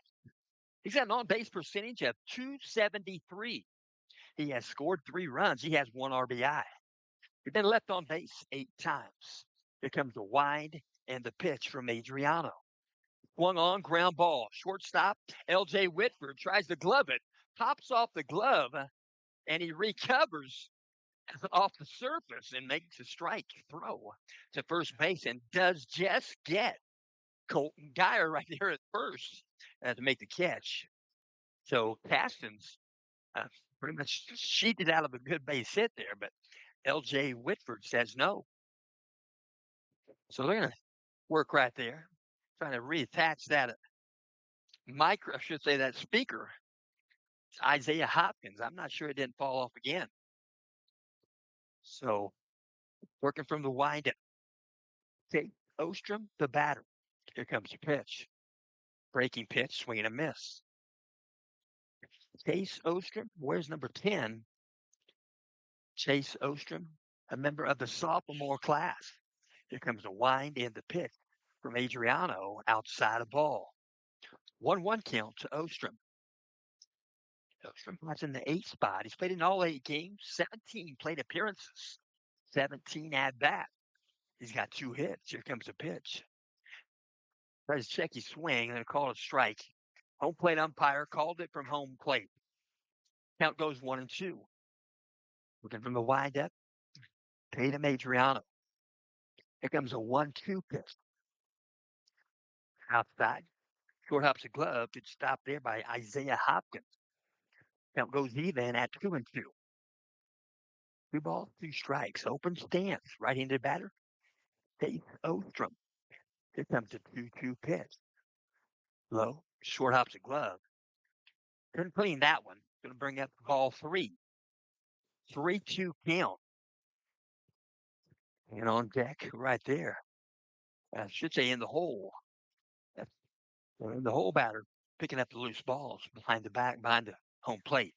3-2 count. Piano the glove. Here comes the wind and the pitch to Ostrom. Swung on, swing and a miss. So they go down swinging. And the next batter going to step in, going to be number 6, Braylon Crisp. Braylon Crisp doing the pitching, pitcher of record, sophomore athlete. Step in. Where's number 6? He's played in all 8 games. 25 plate appearances, 23 at-bats. Batting 261, a 320 on base percentage. With 2 outs, here's the first pitch. Chris, back up the middle, base hit. Going to go on into center field, picked up by Gick. That's also back in, cutoff, Mikey Staples. So first pitch, base hit. Braylon Crisp, he's at first base. Coach is going to let him run. Braylon Crisp going to stay as the runner at first base with 2 outs. Just stepping in, Corbin Keene. Corbin Keene wears number 23. He's a 6-hit on the season, 5 singles, 1 double. Out of set position, Tatum Adriano. Here comes the pitch. Breaking pitch outside a ball. Good block stop there by Isaiah Hopkins. So he'll check the wristband, step back in. He's the one hitter, Corbin Keene, for the Red Devils. Out of set positions. Long set. He'll check first. Here's the pitch. Going to call that a strike. So to call that a strike, 1-1 count. Sometimes you can't freeze a catcher. I mean, excuse me, a pitcher. You can't freeze him all day, but that was definitely thawing out. 1 ball, 1 strike. Out of set. Here comes the pitch. Strike called. The throw to second base on a field attempt. Safe at second is Braylon Crisp. So 1 ball, 2 strikes. Adriano from the stretch. Steps back in. Corbin Keene. Going to get a straight off lead there at second base. Held on. Hovering there is L.J. Whitford. Now Mikey Stapleton. We call time in the right-handed batter's box. Corbin Keene. He'll step back in. Here and in, looking at signals. Out of the stretch. Now the set position checks second base. Here comes the 1-2 pitch to Keene. Swung on, ground ball foul, left of third base. Coach LeBeau thought about giving it an effort. Let it go by. 1 ball, 2 strikes. He'll step back in. Corbin Keene. Here and in, looking at signals. Out of the stretch. 1-2 count, 2 outs. Runner at second base for the Red Devils. Here comes the pitch. Breaking pitch inside a ball. Corbin Keene could have worn that if he wanted to. He elected not to. He's the one hitter. Corbin Keene is a 2-2 count. Here and in, looking at signals. Out of stretch. Now the set. Tatum Adriano. Looks at second. Timeout again. Corbin Keene, that's a long time to concentrate. Timeout granted. Out of set. 2-2 count. 2 outs. Here's the pitch. Outside, ball 3. Going to get by the glove. Pops off the glove of Isaiah. And reading the dirt. And that's Braylon Crisp taking third base on the misplayed baseball. 3-2 count. 2 outs. Runner at third base for the Red Devils. We're in the bottom of the 4th inning. The 5-1 ball game. Red Devils in front. Out of set. Here comes the 3-2 pitch. Swung on, swing and a miss. So he'll go down swinging. The Knights get out of the inning. Red Devils leave 1 on base. Braylon Crisp goes around the bases, ends up at third. And after 4 complete innings, West Lafayette 5, Central Catholic 1. And we'll again mention that this game is in part being brought to you by Discount Copies. Discount Copies, conveniently located at the west edge of Noblesville, Indiana. That's at 46062. They're just behind Pizza Hut and next to Bowl 32. It's right there along State Road 32. At Discount Copies, they provide setup services where you can turn your artwork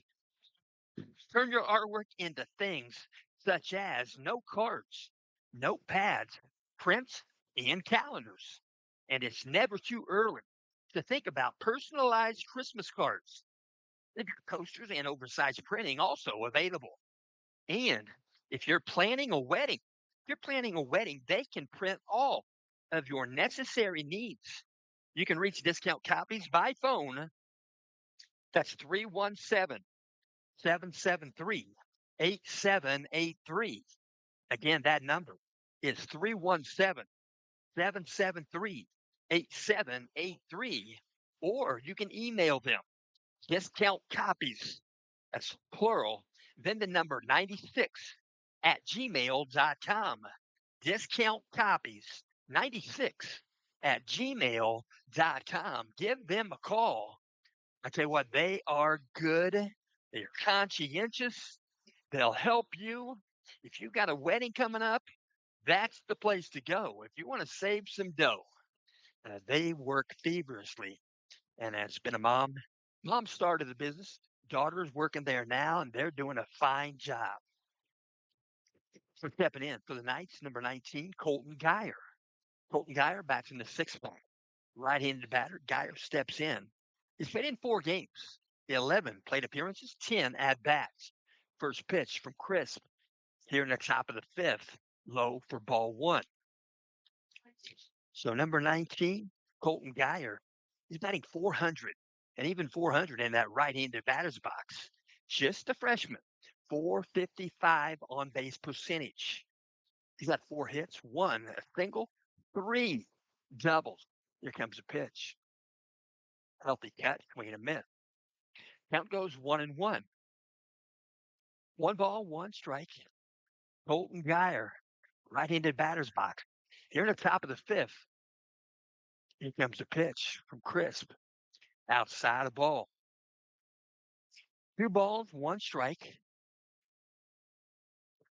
2-1 count. Colton Geyer. Geyer in the ball game, playing first base. Here comes a pitch from Crisp. Strike called inside half, knee high.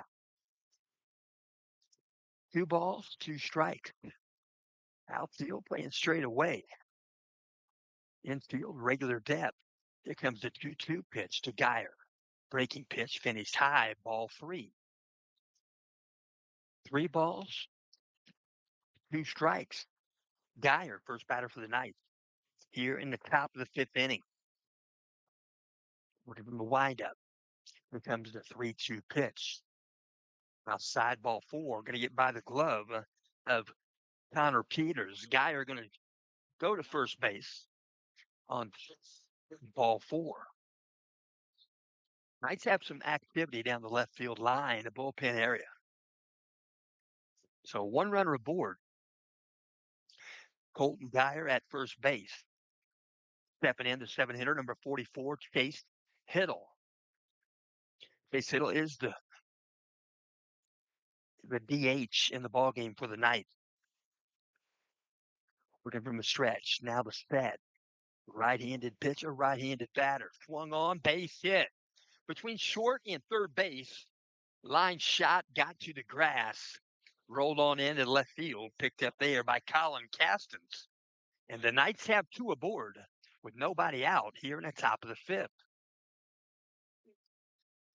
So Coach Bourdonnais going to walk in, and he's going to give way and have a step in. It's going to be Coy Gick. Coy Gick going to bat in his regular spot. So Coy Gick, it'll be time out on the surface, and Coach LeBeau going to jog out, talk with his infield. And again, we'll mention this game is in part being brought to you by CaminoandCompany.com. You can just go to Camino-and-Company.com. Camino and Company, located in downtown Noblesville. Camino and Company is a mobile flower shop brought to you by local flower farmers and providers. They have small business partners and the Camino and Company founders. Their mascot is a 1984 El Camino SS, which belongs to Farley Witham Elbrett's grandpa, and that grandpa is V.E. Witham. And the goal of Camino and Company is to please each customer from their concept to the Camino and Company completion. You can explore their website, Camino-and-Company.com. Stepping in. 2 runners aboard, first and second base for the Knights. Nobody out. In the batter's box, number 2, Coy Gick. Out of set position. Here comes a pitch. Going to put a bunt down. Out in front of the plate, going to be picked up there by Peters. He'll throw to first. They'll get the put out. And Coy Gick, mission accomplished, moves both runners into scoring position. So he'll jog off the diamond with 1 out. We're going to see number 41, Brennan Van Kirk. Brennan Van Kirk. He went 1 for 3 Saturday. He scored a run. Van Kirk in 8 games. He's plate appearances 26. At bat 25. He's batting .320 in that right-handed batter's box. 2 aboard, second and third, 1 out. First pitch high and inside. Ball 1. So 41, Brennan Van Kirk. He's got a .346 on base percentage, 8 hits on the season, 7 are singles. He has 1 double. I said he's got 4 RBI. Swung on, base hit. Right down third baseline, got by the glove of Corbin Keene. Going to score 2 runs. And going to be a base hit, 2 RBI single for Brennan Van Kirk. And he moves it to 6 RBI on the season. So the Knights come up with 2. There's 1 out. So it's a 5-3 contest. And stepping into bat is the one hitter for the Knights, number 3, L.J. Whitford. Shortstop in this ball game, L.J. Whitford, in 8 ball games, 32 plate appearances, 23 at bats. He's batting .304. Out of set, here's the pitch.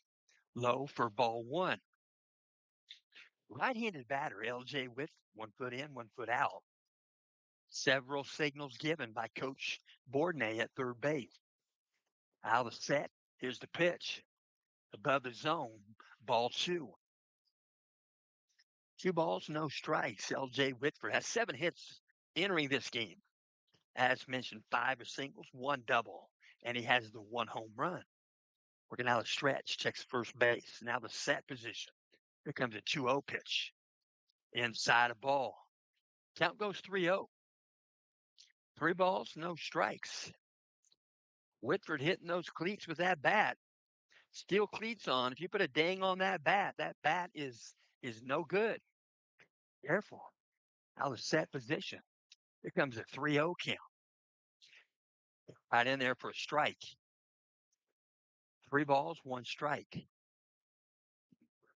Runner at first base for the Knights is Brennan Van Kirk. He reached by single, and he drove in 2 runs. It's a 5-3 contest. Top of the 5th. Here comes the pitch. Swung on, ground ball, shortstop. Off the glove, might have been off the foot. Shortstop Henry Dodds. Both runners going to be safe at first and second base. And that's probably going to be a reached on air for L.J. Whitford. So stepping in for the Knights, left-handed batting, number 12, Alex Schumer. Schumer steps in. He went 1 for 3 on Saturday versus Crawfordsville.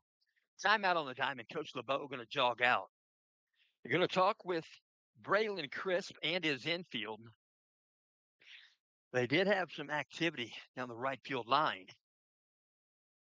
And I will go ahead and mention this game is also in part being brought to you by Century 21 Real Estate. That's Lisa Stokes Bear. Enthusiasm, experience, and knowledge. That's Lisa Stokes Bear, real estate agent, a real estate broker. Lisa listens. Lisa Stokes Bear, Century 21 Sheets Company. She serves Hamilton, Tipton, Madison, Tippecanoe counties. She has since 1997. You can reach Lisa by phone or text message 317-513-4086. Again, that's 317-513-4086. So stepping into bat, we're going to see Alex Schumer. Knights have runners on first and second base. There's 1 out of set position. Here comes the pitch from Crisp. Let's take it to the left center field. Going to go the other way.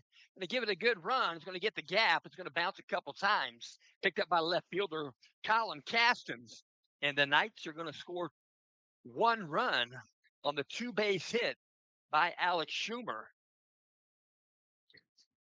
And Alex Schumer going to stay there at second base. So L.J. Whitford is at third base. They elected not to try to score him with one out. So runners at second and third. It's a 5-4 contest.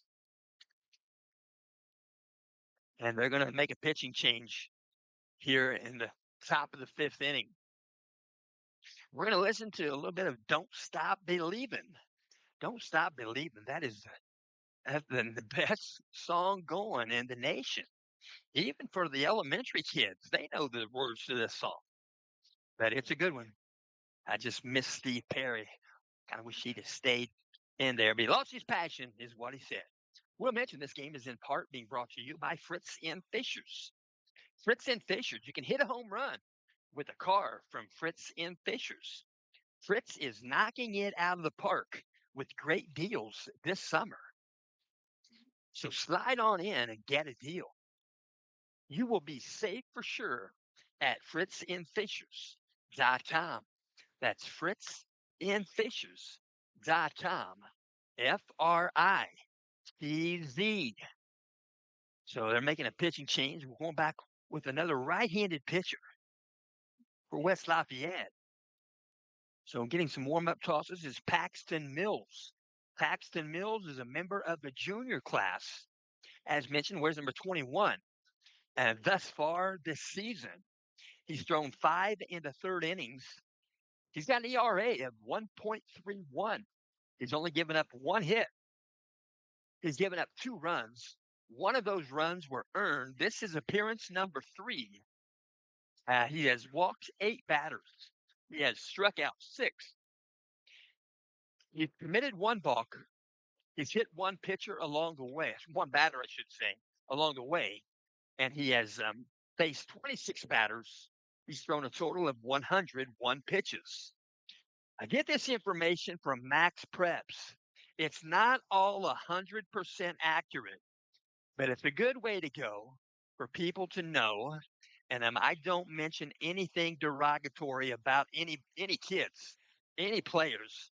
They are young men, and I've been one of those young men myself. And I wouldn't want somebody up here talking derogatorily about me, and I'm not going to. So if they have a batting average under 200, I don't say their batting average. I look and see what their on base percentage is. And then if it's above 200, I'll say that. So baseball is meant to be fun, and it shouldn't be meant to make somebody cry. So getting some warm-up tosses right there is number 21, Paxton Mills. A little Don't Stop Believing. And sun's going down. There are lights here. Sun's going down. This game started at 6. About an average game length for a game, a little over 2.5 hours, 2 hours and 15 minutes, something like that. And let's say it goes extras, like that Cubs game did. That Cubs game must have been what, 2 decades ago or better? Went 23 innings, 14 hours, and I think the umps got the regular pay. So stepping in for the Knights. Knights have runners at second and third base. Stepping in is Isaiah Hopkins. He's the 3-hitter for the Knights. He's doing the catching. Runner at second and third. Here comes the first pitch. Low for ball 1. Paxton Mills doing the pitching. Working from the stretch. Right-handed pitcher will peer in, look at signals. Out of that position, check second. Here comes the pitch. Tries to check his swing. It's going to be a strike call. So they called that a strike. I heard some verbalism, so it must have been a called strike by the umpire.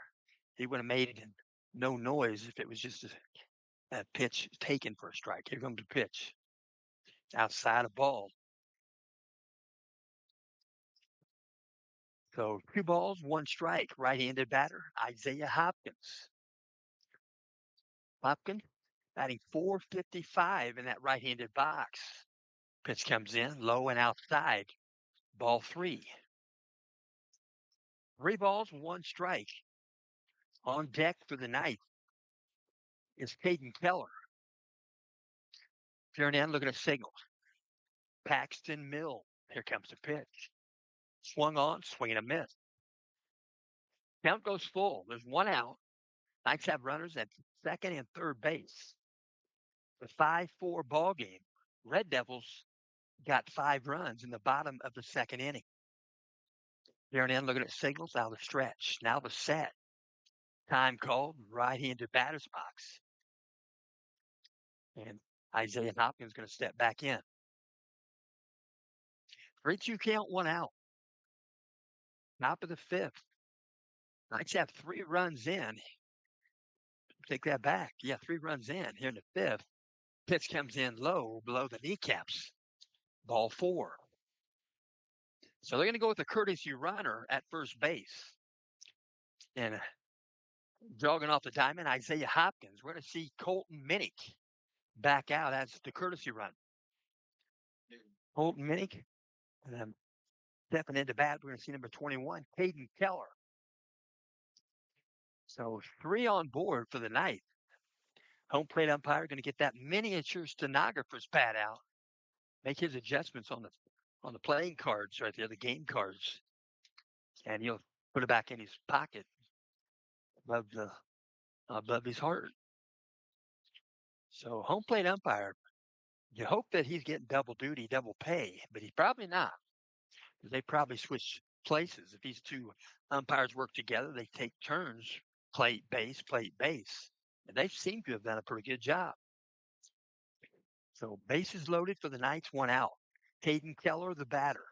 Here comes the pitch from Mill. Swing and a miss. Caden Keller for the ninth. He's played in all 8 games. He's batting .350 in that left-handed batter's box. The .409 on base percentage. Out of set. Here comes the pitch. Ground ball, second base. Joe Doty. He'll go to second. They're going to call him out at second. I don't know about the simultaneous possession of the ball and foot on the bag, but he's out at second. There are 2 outs. So 2 outs. Runners runner at third base and first and third. My vision a little bit blocked here, but that's okay. So runners at first and third base. Timeout on the diamond.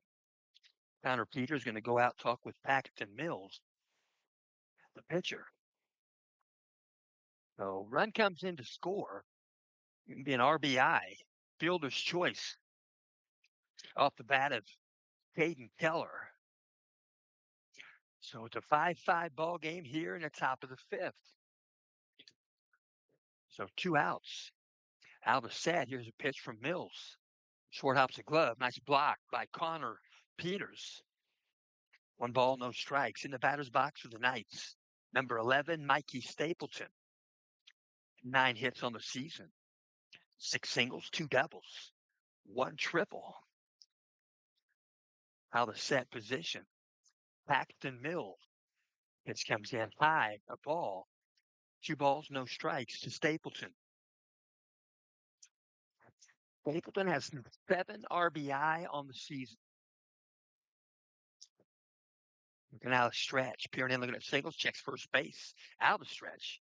Now the set position. Here's the pitch. Inside and tight. Ball 3. 3 balls, no strikes. See if the green light is lit. This might be the place it would be. 3-0 count to Mikey Stapleton. Runners at first and third base. 2 outs for the night. Infield playing deep. Even at the base, here comes the pitch. Outside, ball 4. So 4-pitch walk for Mikey Stapleton. That will load the bases for the Knights.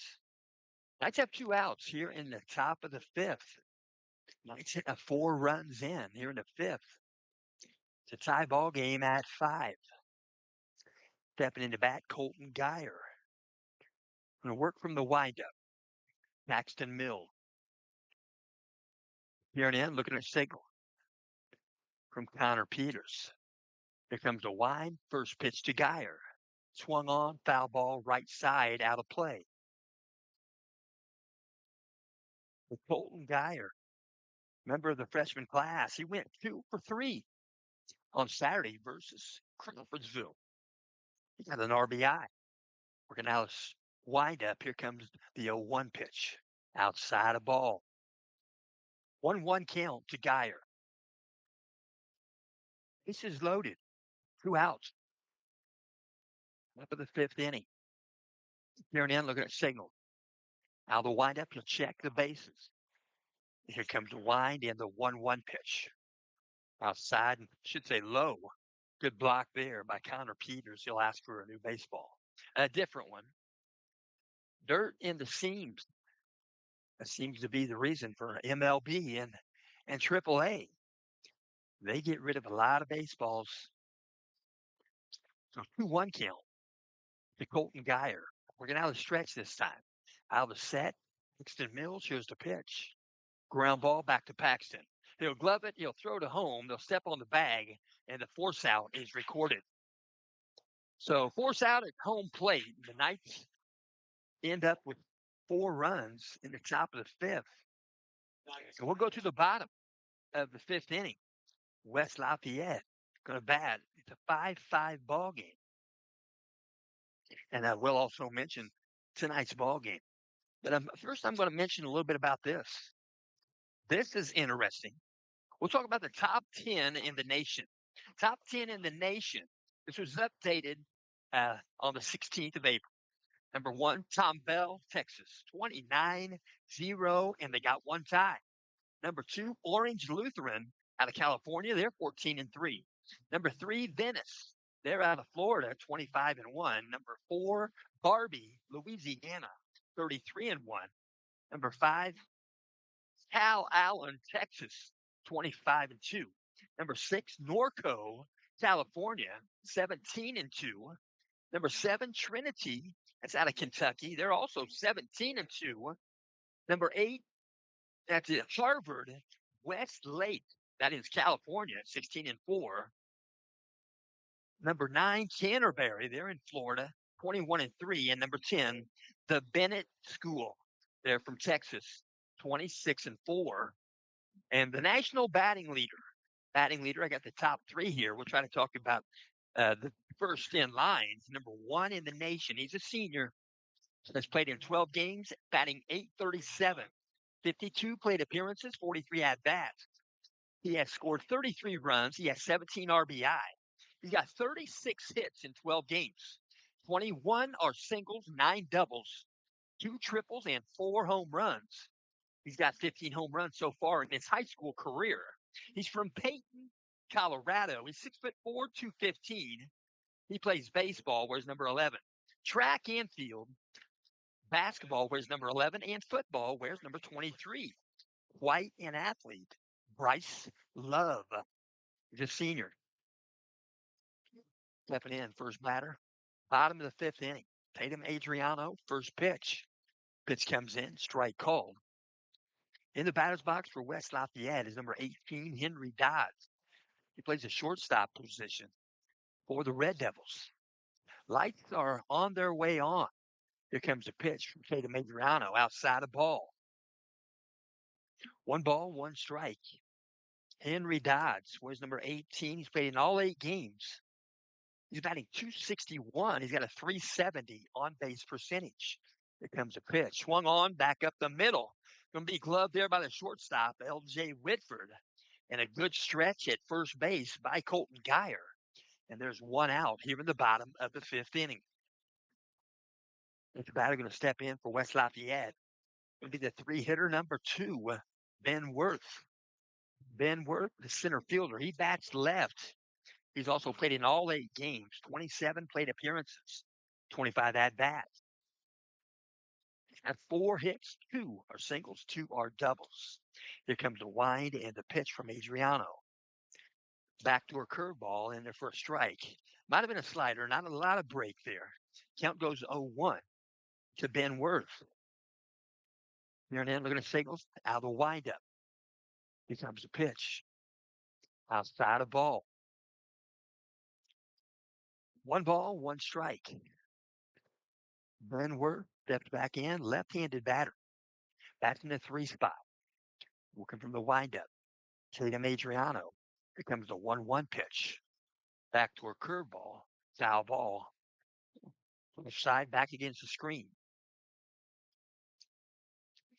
1-2 count. 1 ball, 2 strikes.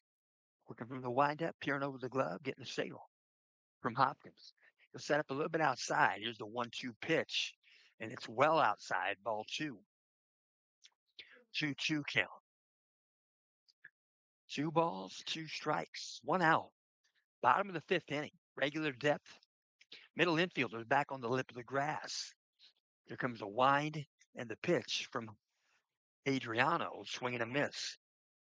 We'll go down swinging. There are 2 outs here in the bottom of the 5th inning. Next batter going to step in. 4-hitter number 24, Calvin Snyder. If I'm not wrong, he's got 2 hits in this ball game. He's going to step in. 4-hitter. Calvin Snyder on the season in 8 games. 27 plate appearances, 26 at-bats. Leads the team with 10 hits entering the game. I believe he has 12 now. First pitch, breaking pitch, outside of ball. Good glove by Isaiah Hopkins. 1 ball, no strike. Righty facing a righty. Here comes a pitch. I'm going to call that a strike. 1 ball, 1 strike. Calvin Snyder knows he only needs 1. Here comes a 1-1 pitch from Adriano. Swung on, ground ball foul, just beyond the Knights' dugout. 1-2 count. Step back in. Working from the windup. Tatum Adriano. Here comes the wind and the 1-2 pitch to Snyder. Swung on, it goes to second base. A line shot caught by Mikey Stapleton. And Calvin Snyder is seeing the ball really good today. Solid hit for 3rd out. And West Lafayette comes up with no runs in the bottom of the 5th. After 5 complete. The 5-5 ball game. Lights are on. We're going to see the top of the 6th as the Knights will come to the plate. And we'll go ahead and mention number 2, national leader in batting. These batting leaders are determined by their batting average, not by how many accolades they got from RBIs and runs and whatnot. But number two in the nation, he is a freshman. That is Josiah Ciora. Josiah Ciora. He's played in 12 games. His batting average is .767. He's been to the plate 46 times. He has 30 at-bats. Runs scored, he's got 33 runs scored. He's got 19 RBI. And in 46 plate appearances, 30 at-bats, he's got 23 hits. 14 are singles, 5 are doubles, and 4 are triples. He's from East Valley Athletes for Christ. That's in Messon, Arizona. He's only a baseball player there. He didn't play any other sport. And he's an infielder and a pitcher. He wears number 3. Going to throw one down to second base. Knights are going to bat in the top of the 6th inning. So step in for the Knights. 7-hitter number 44, Chase Hiddle. The DH, right-handed batter, facing the righty. Laxton Mills. Double check there. But righty facing a righty. So now it's set position. First pitch. Swung on, he'll foul it back, out of play. No balls, 1 strike. Paxton Mills came on in relief. Paxton Mills, a member of the junior class. The 0-1 count. Out of that, here comes a pitch. Swing and a miss. Breaking pitch. Count goes 0-2. To Chase Hiddle. Chase Hiddle played in 5 games. 7 plate appearances, 5 at-bats. On base percentage of .286. He did not have a batting average. Here comes a pitch. Swung on. Ground ball foul. left of Coach Bourdonnais. Chase Hill stay in that box with a 2-man 0-2 count. No balls, 2 strikes. Kittle. Here now looking at signal. Working out a stretch. Primarily a relief pitcher is Paxton Mills. Going to be a drop third strike. Stepping to the outside, throwing a strike to first base is Connor Peters. And they get the out at first with Calvin Snyder. So drop third strike, and Hiddle will jog back to the dugout. There's 1 out here in the top of the 6th. So stepping in, the ninth 8 hitter, number 2, Coy Gick. Coy Gick steps in. Played in 7 games. Here comes the first pitch. Swung on. He's going to float one to right field, and it's going to be just behind the grass. Or just out the grass, I should say. Fly ball, and I'm caught by the second baseman, Joe Doty. So 2 outs here in the top of the 6th inning. So stepping in, we're going to see Brennan Van Kirk. Van Kirk responsible for a couple of RBI on a base hit in this ball game last time up. This comes in, breaking pitch. Short hops the glove, ball 1. 1 ball, no strikes, 2 out. Top of the 6th inning. Stepping back in the rubber, looking at signal. Catcher Connor Peters out of the set position.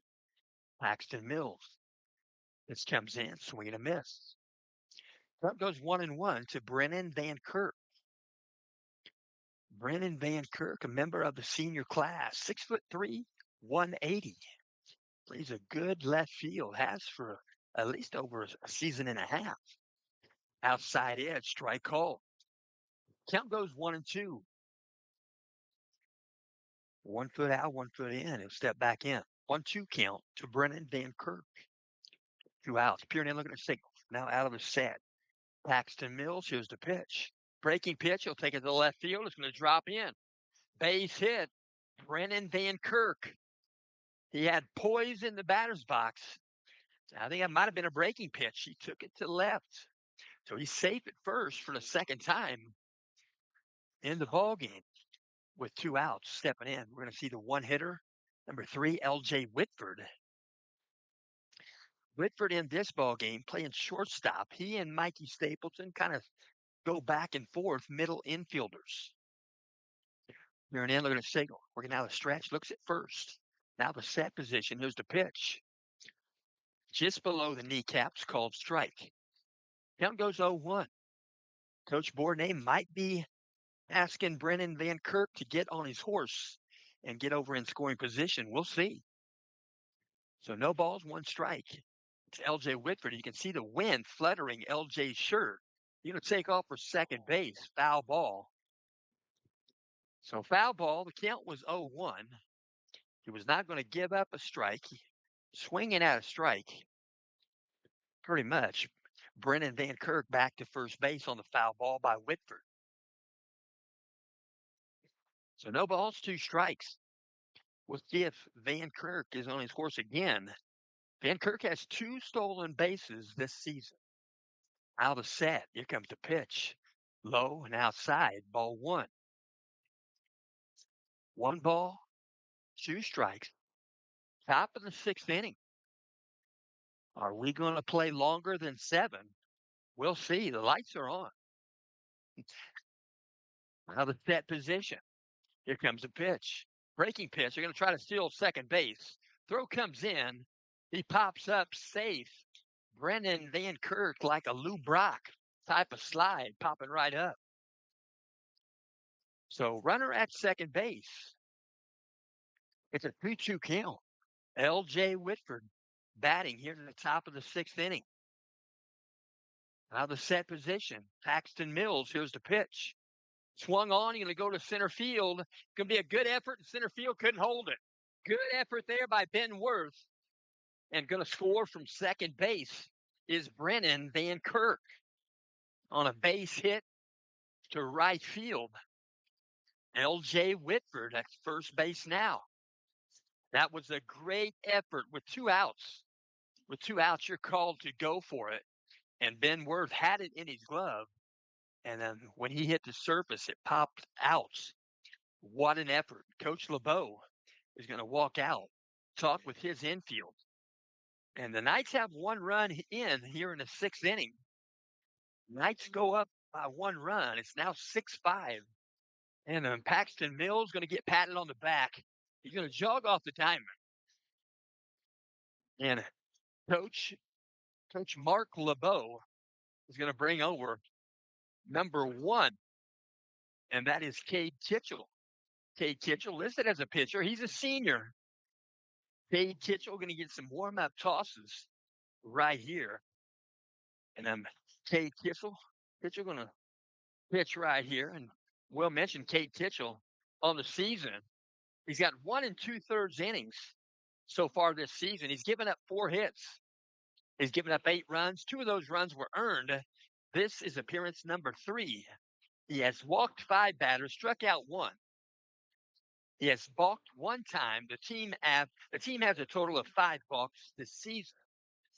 Cade Kitchell has 1. He's thrown to 17 batters. He's thrown a total of 62 pitches. He's getting some warm-up tosses right now. Another right-handed pitcher for the Red Devils. And I'm getting ready for some more baseball. It's a 6-5 contest. Knights are batting right here. And we'll go ahead and mention this. The Colts are going to have they're going to have Pat McAfee. Pat McAfee is going to introduce the Colts' second and third pick, which is going to be 47, and I don't know, a second round be 47, 48. But anyway, Pat McAfee. And then over here, we know that the draft is going to happen in Pittsburgh, Pennsylvania. It's going to start Thursday. That's my daughter's birthday, Sierra. Yeah, I don't know how old she's going to be. Probably 31. So that'd be a first round. Then on the next day, it'd be second and third round. That's when McAfee's going to do it for the Colts. Second, third round introduction of whoever they pick. And then the 25th, on Saturday, rounds 4, 5, 6, and 7. So you think about that. You think about Tom Brady came out of round number 6. Wow. So stepping in. Strike called. In the batter's box for the Knights, number 12, Alex Schumer. Schumer going to step back in. Out of the stretch, now the set. Here comes a pitch from Cade Kitchell, foul ball, back out of play. And there's the top 10 picks, and the Colts are 16th. The Vikings are 18th, if you want that. So he's working it up right there. So left-handed batter's box. No balls, 2 strikes, 2 outs. Runner at first base for the Knights. Here's the pitch. Outside of ball. Say it out loud. The Kitchell guy's pitching right now. Kelly Kitchell's his dad. Is Kelly Kitchell? Is his dad? Yeah, his two brothers are on the Purdue football team right now. 2 twins. That's great. So I'm going to hit it to right field.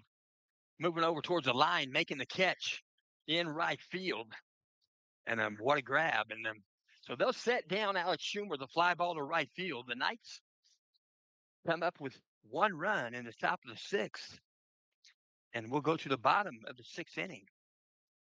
After 5.5, Knights 6, Red Devils 5. And again, we do thank you for tuning in. And I'm right here's the draft order. The Raiders, they're probably going to take Fernando Bauer. Yeah, they're going to take Fernando. Yeah, the quarterback from Indiana. Yes. If they do take him, put it like the Raiders again. Teams on the team. I know they take him. I think Raiders play, put it on front of it. Okay, that sounds good. So he is a gentleman and a scholar. Yes, he is. Yes, he is. He did real good for Indiana. I watched all the games in there. In that diving, he had that ball, and he got that ball and went in for it. He dove in there and got that touchdown. Remember that play there? Yeah. Boy, I don't think he's going to get in there. He's got the strength of the body to do it. He did it, and he went like about 3 or 4 yards like that. He got that ball in there for a touchdown.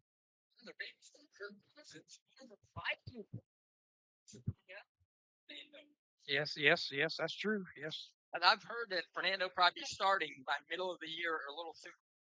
That's good. That's good. I'm going to throw one down to second base.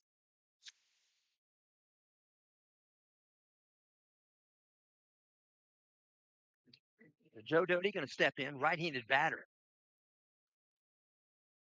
And Joe Doty wears number 7. 27 plate appearances, 20 at bat. He's batting an even 200. He's got a 320. Excuse me. He's got a 285 on base percentage. I told that wrong. 385. Here comes a pitch from Adriano. You're going to pop one up. Foul is going to go way out of play. He lifted that one a good distance. So no balls, 1 strike. Bottom of the 6th inning. 6-5 contest. These same 2 teams are going to play again tomorrow at Central Catholic, another 6 o'clock start. Here's the pitch. Breaking pitch finishes inside a ball. 1 ball, 1 strike. Yeah, the wind is kind of let loose there for a while. Now it's nothing. The flag is just sitting there. Pitch comes in low, ball 2. 2 balls, 1 strike. Right-handed batter, number 7, Joe Doty. Working out the windup. Tatum Adriano. Here comes the pitch. Going to call it a strike. Going to call it the outside edge, strike 2. Profile view, that probably looked good. But straight behind home plate. The question's unanswered. Here comes the pitch. Swung on, shot up the middle. 1 hop picked up by L.J. Whitford, and he'll throw it from his knees back in the grass to first base and get the put out with Colton Geyer. That was Dave Concepcion-esque. Dave Concepcion. So 1 out, stepping in. And bat for the Red Devil. 6-hitter number 9, Connor Peters.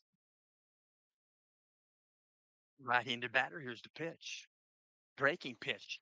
He got out of the way of that one. That one was aimed right there near the helmet. Glad he got out of the way. 1-0 count.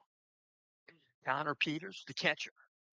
Preferential strike zone. You would hope that a catcher would get preferential strike zone because he's protecting the umpire all game long.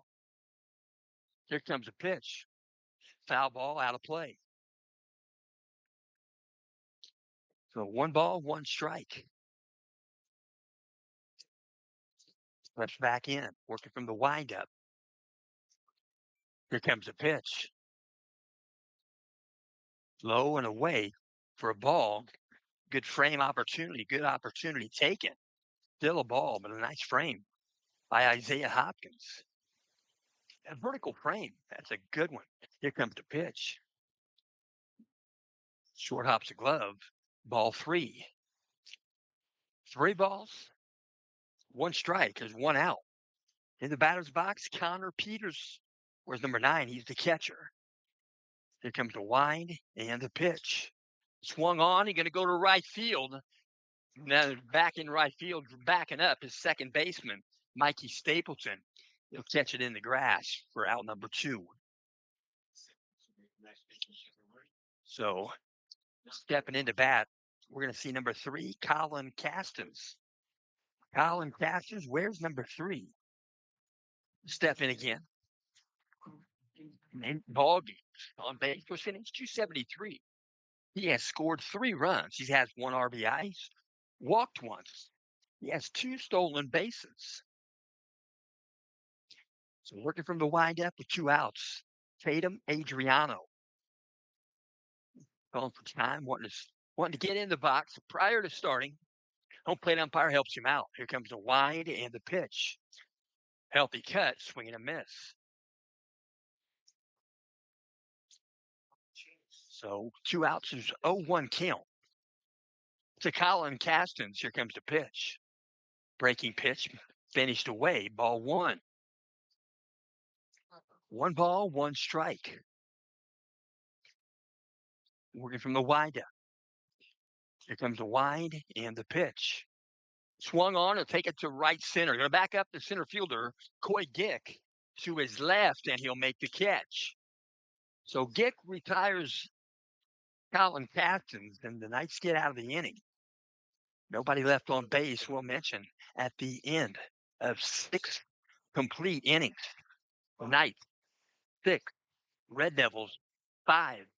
And again, we do thank you for tuning in, and we'll also mention tonight's ball game is in part being brought to you by the Ultimate Kentucky Getaway.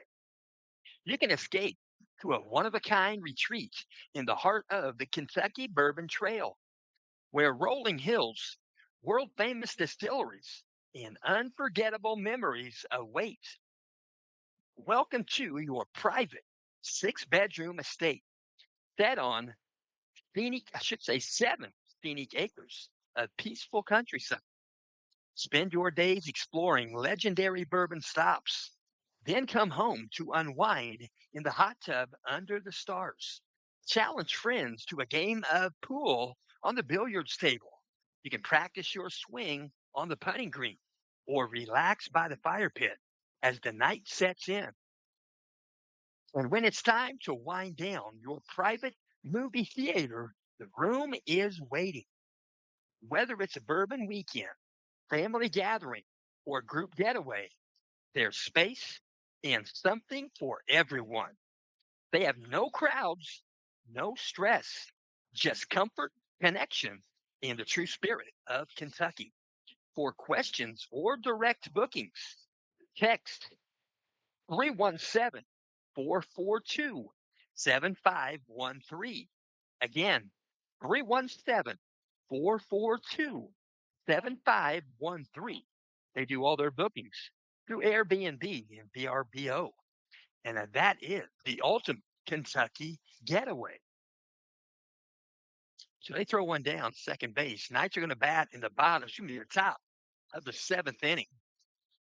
And Knights are going to step in with number 34, Isaiah Hopkins. Isaiah Hopkins, 3-hitter, does the catching. As mentioned, Hopkins entered this game leading the team with 10 hits on the season. Here's first pitch. Swung on, swing and a miss. Breaking pitch. Out in front of it was Hopkins. No balls, 1 strike. And step back in. Righty facing a righty. 3 righties on the pitcher's rubber today for West Lafayette. Breaking pitch. He'll take it to left field. Got a lot of it. Going to back up the left fielder. It's going to one-hop the fence. Right there, the 320 mark, and it's going to be a 2-base hit for Isaiah Hopkins. So Hopkins comes up with his second double in the ball game. Hopkins, and now with 4 doubles on the season. So courtesy runner, he'll jog off the diamond. And Colton Minnick getting lots of work. I've said it before, if you're a courtesy runner for Isaiah Hopkins, you're going to be busy. So jumping in, going to be the 4-hitter, number 21, Caden Keller. Left-handed batter. Runner at second base, nobody out. The runner is Colton Minnick. Here comes a pitch. Inside edge, strike called. So Caden Keller evidently doesn't like inside pitches.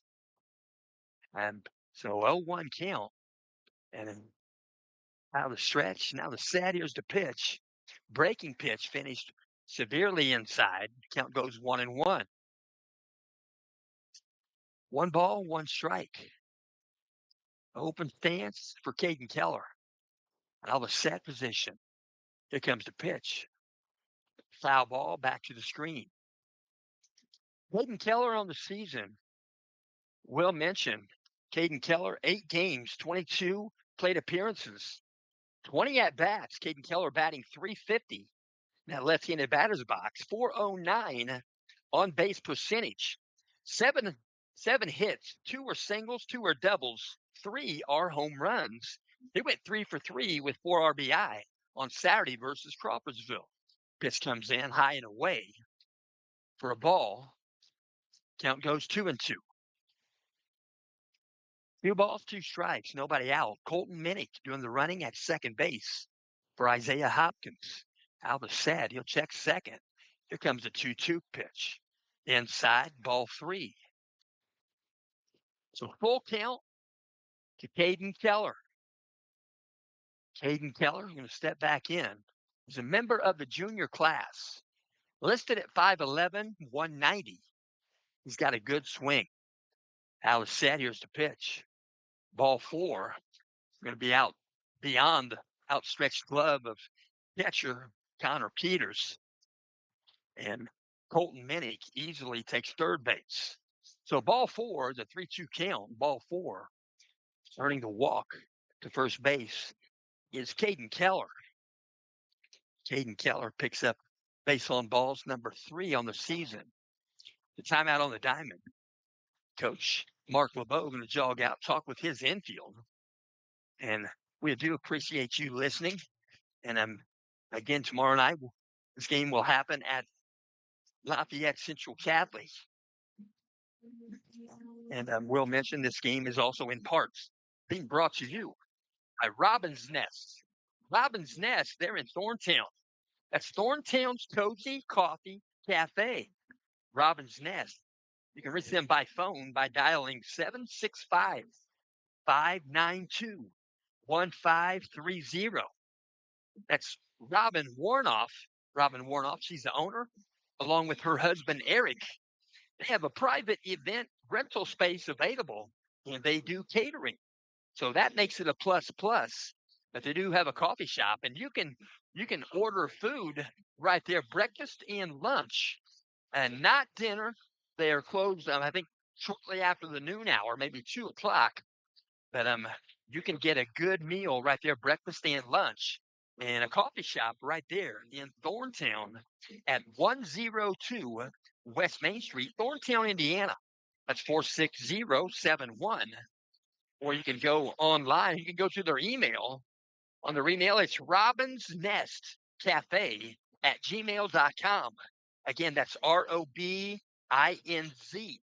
That's robinsnestcafe@gmail.com. On the pitcher's rubber now for West Lafayette is number 20. That's Gio Pacheco. Gio Pacheco. He's a freshman pitcher by class. He's also an outfielder. He came in for courtesy run earlier in the game. He wears number 20. And we'll mention he's pitched in 3 innings so far this season. He's given up 2 hits, 2 runs, none of those runs were earned. This is appearance number 3. He's walked 1, struck out 1. And they're going to try the 31 play, and he's safe at first. So they got runners on first and third, and he steps off the rubber, has to completely come off the rubber to turn and throw to first, and safe all around. And pitch comes in high and tight. A 31 play only available in high school baseball, and last I knew, the MLB, but nowhere else. They took the 31 play out of the Babe Ruth League. We're getting out of stretch, now the set. Here comes the 1-0 pitch, high for a ball. So in the batter's box for the Knights is number 11, Mikey Stapleton. 2-0 count. Knights have runners at first and third base. Top of the 7th inning. Knights in front, 6-5. Pitch comes in tight. Ball 3. 3 balls, no strikes. And on deck for the Knights, right there, is Colton Geyer, the freshman. Out of set position. Here comes the 3-0 pitch. High and tight. Got him around the hands. Right upstairs. And he'll walk to first base. So 3 aboard for the Knights. So stepping in, we're going to see number 19, Colton Geyer. Infield is in. Third base, pretty close to even with the third base bag. First baseman, Calvin Snyder, in on the lip of the grass, and the middle infielders. Out of set position, here's the pitch. Breaking pitch, nicely placed to Geyer. Count goes 0-1. Peering in, looking at signals. Out of set position. Here comes a pitch. Swing and a miss. Count goes 0-2. No balls, 2 strikes. Steps back in. Number 19, Colton Geyer. Out of the stat, here's the pitch. Breaking pitch. Nearly got him. Got out of the way. 1 ball, 2 strikes. Step back in. Bases loaded. Infield is in. Nobody out. Top of the 7th inning. Here comes the pitch. Swing and a miss. So he'll go down swinging. There's 1 out here on the Knights in the top of the 7th. So next batter going to step in, the 7-hitter, number 44, Chase Hiddle.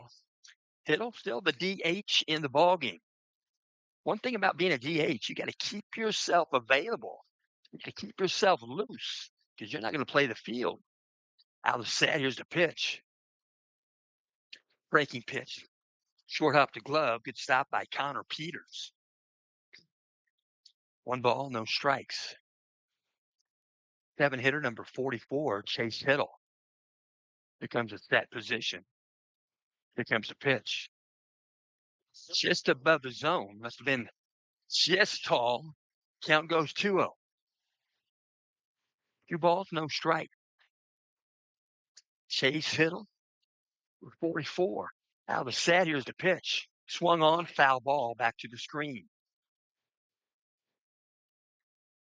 2 balls, 1 strike. Bases loaded, there's 1 out. Top of the 7th inning. 6-5 contest, Knights in front. Out of the set. Here comes the pitch. Good block, good stop again. Connor Peters definitely saving a run there. Short hop to glove. And the count goes 3-1. So peering in, looking at signals. Out of the set. Here comes the pitch. Ball 4. Hiddle's going to jog to first base. And the Knights are going to score a run. It's going to be Colton Minnick. Colton Minnick scores a run via the double off the bat of Isaiah Hopkins. The base is loaded. Let's have 1 run in here in the top of the 7th. And getting ready to bat for the Knights. Going to be number 18. And that's Case Ruse. Case Ruse, he's a junior class member. He's listed as a pitcher and a first baseman. 6 foot, 175. 1 out. Looking out of stretch. Now the set. They're going to slow him up just a minute. Home plate umpire wasn't quite ready. So they'll make the ball live, and here we go. 1 out of the set position. Here's the pitch. Breaking pitch. Finished above the zone. Ball 1. So 1 ball, no strikes. Infield in. There's just 1 out. Out of the set. Here comes the pitch. Short hops the glove. Good stop again. Connor Peters. 2-0 count. West Lafayette. Similar situation. Turned a double play earlier in this contest. 2 balls, no strikes. Here comes the pitch. Swung on, ground ball. Be caught there, shortstop. They'll give him at home. They'll thought about first base, but they get the lead runner at home plate. And Keller is thrown out at the plate. Good play. Shortstop Henry Dodds. Tossing it to home with Connor Peters. There are 2 out. So we're going to see a runner. It's going to be Coy Gick. Coy Gick goes out to run. And jogging off the surface there is 19, Colton Geyer. I take that back. That was Ruse. My error. Number 18, Chase Ruse. Fielder's choice. He'll jog off the diamond, give way to runner, pinch runner, Coy Gick. 2 outs. First pitch. Brennan Van Kirk takes it to center field. Going to drop in. Base hit. They're going to score 1. They're going to throw the plate. They're going to call him out. They're going to call him out at home plate. But they're going to get a 1 RBI single right there off the bat of Brennan Van Kirk. So the Knights pick up 2 in the 7th. And the Knights,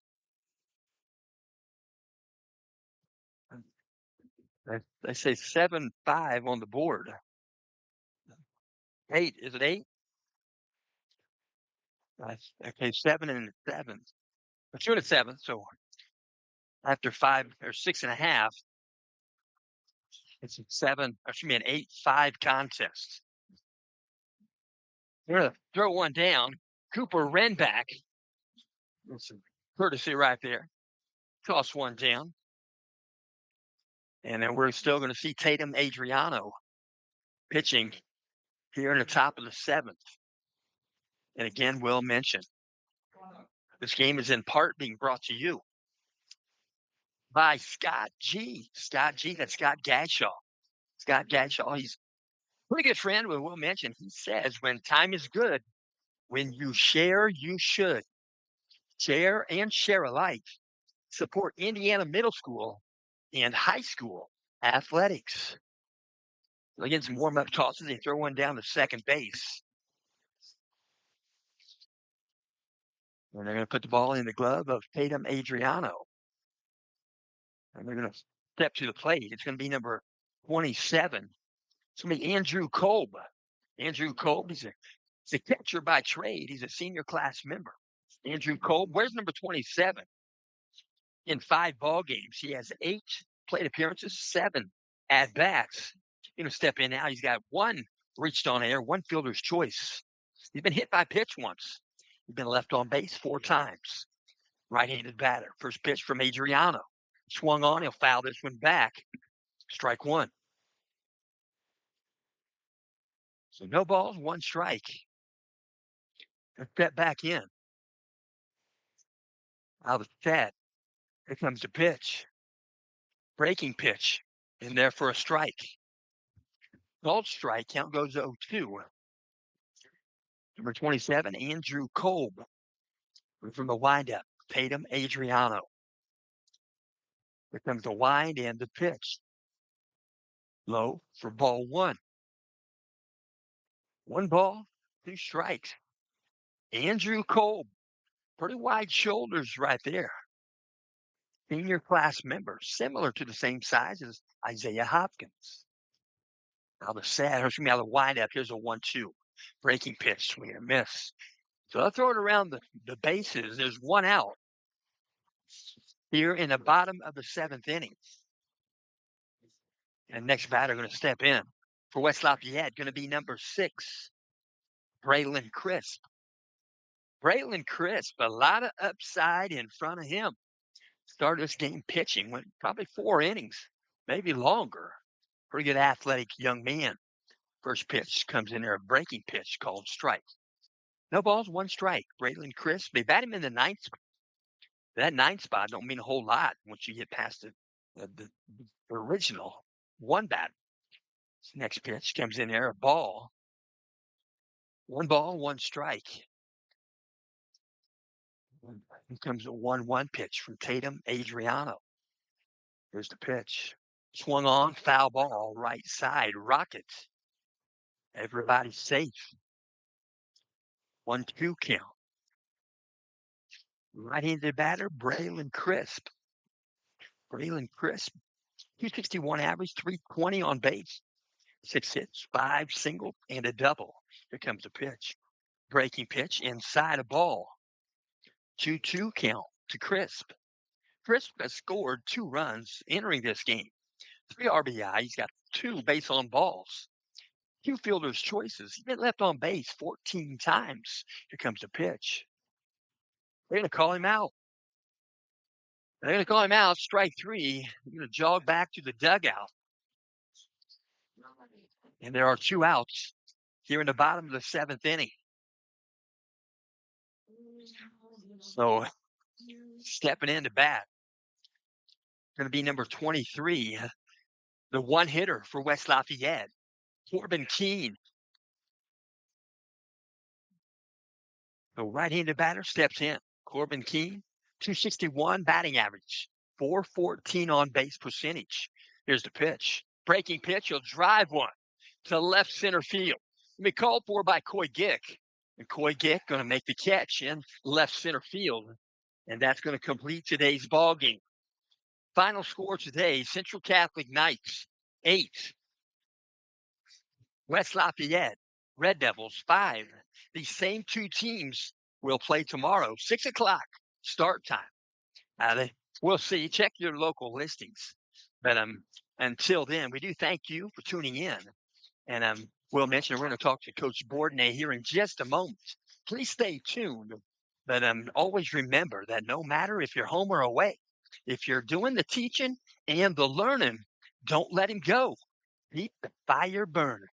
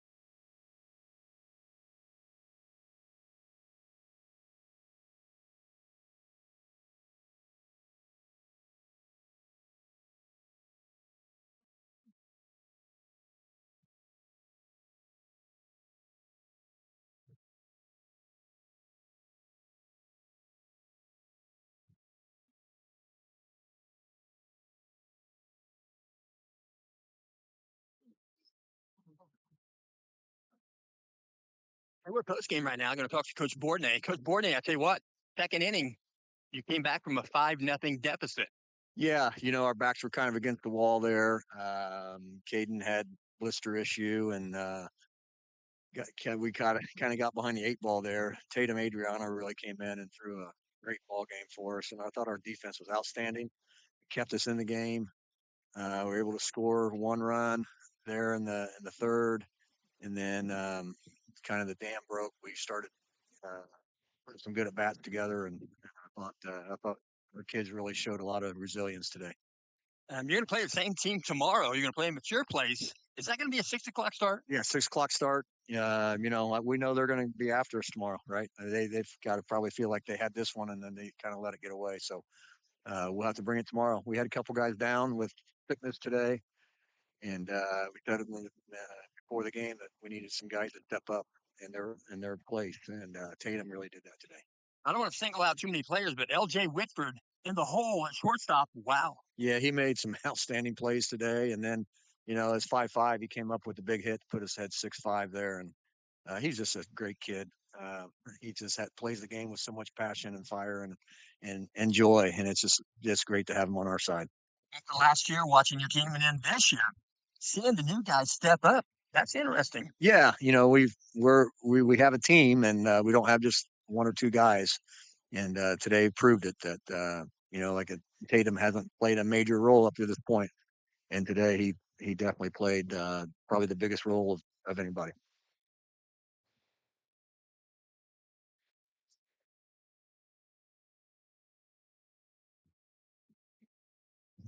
Well, you're always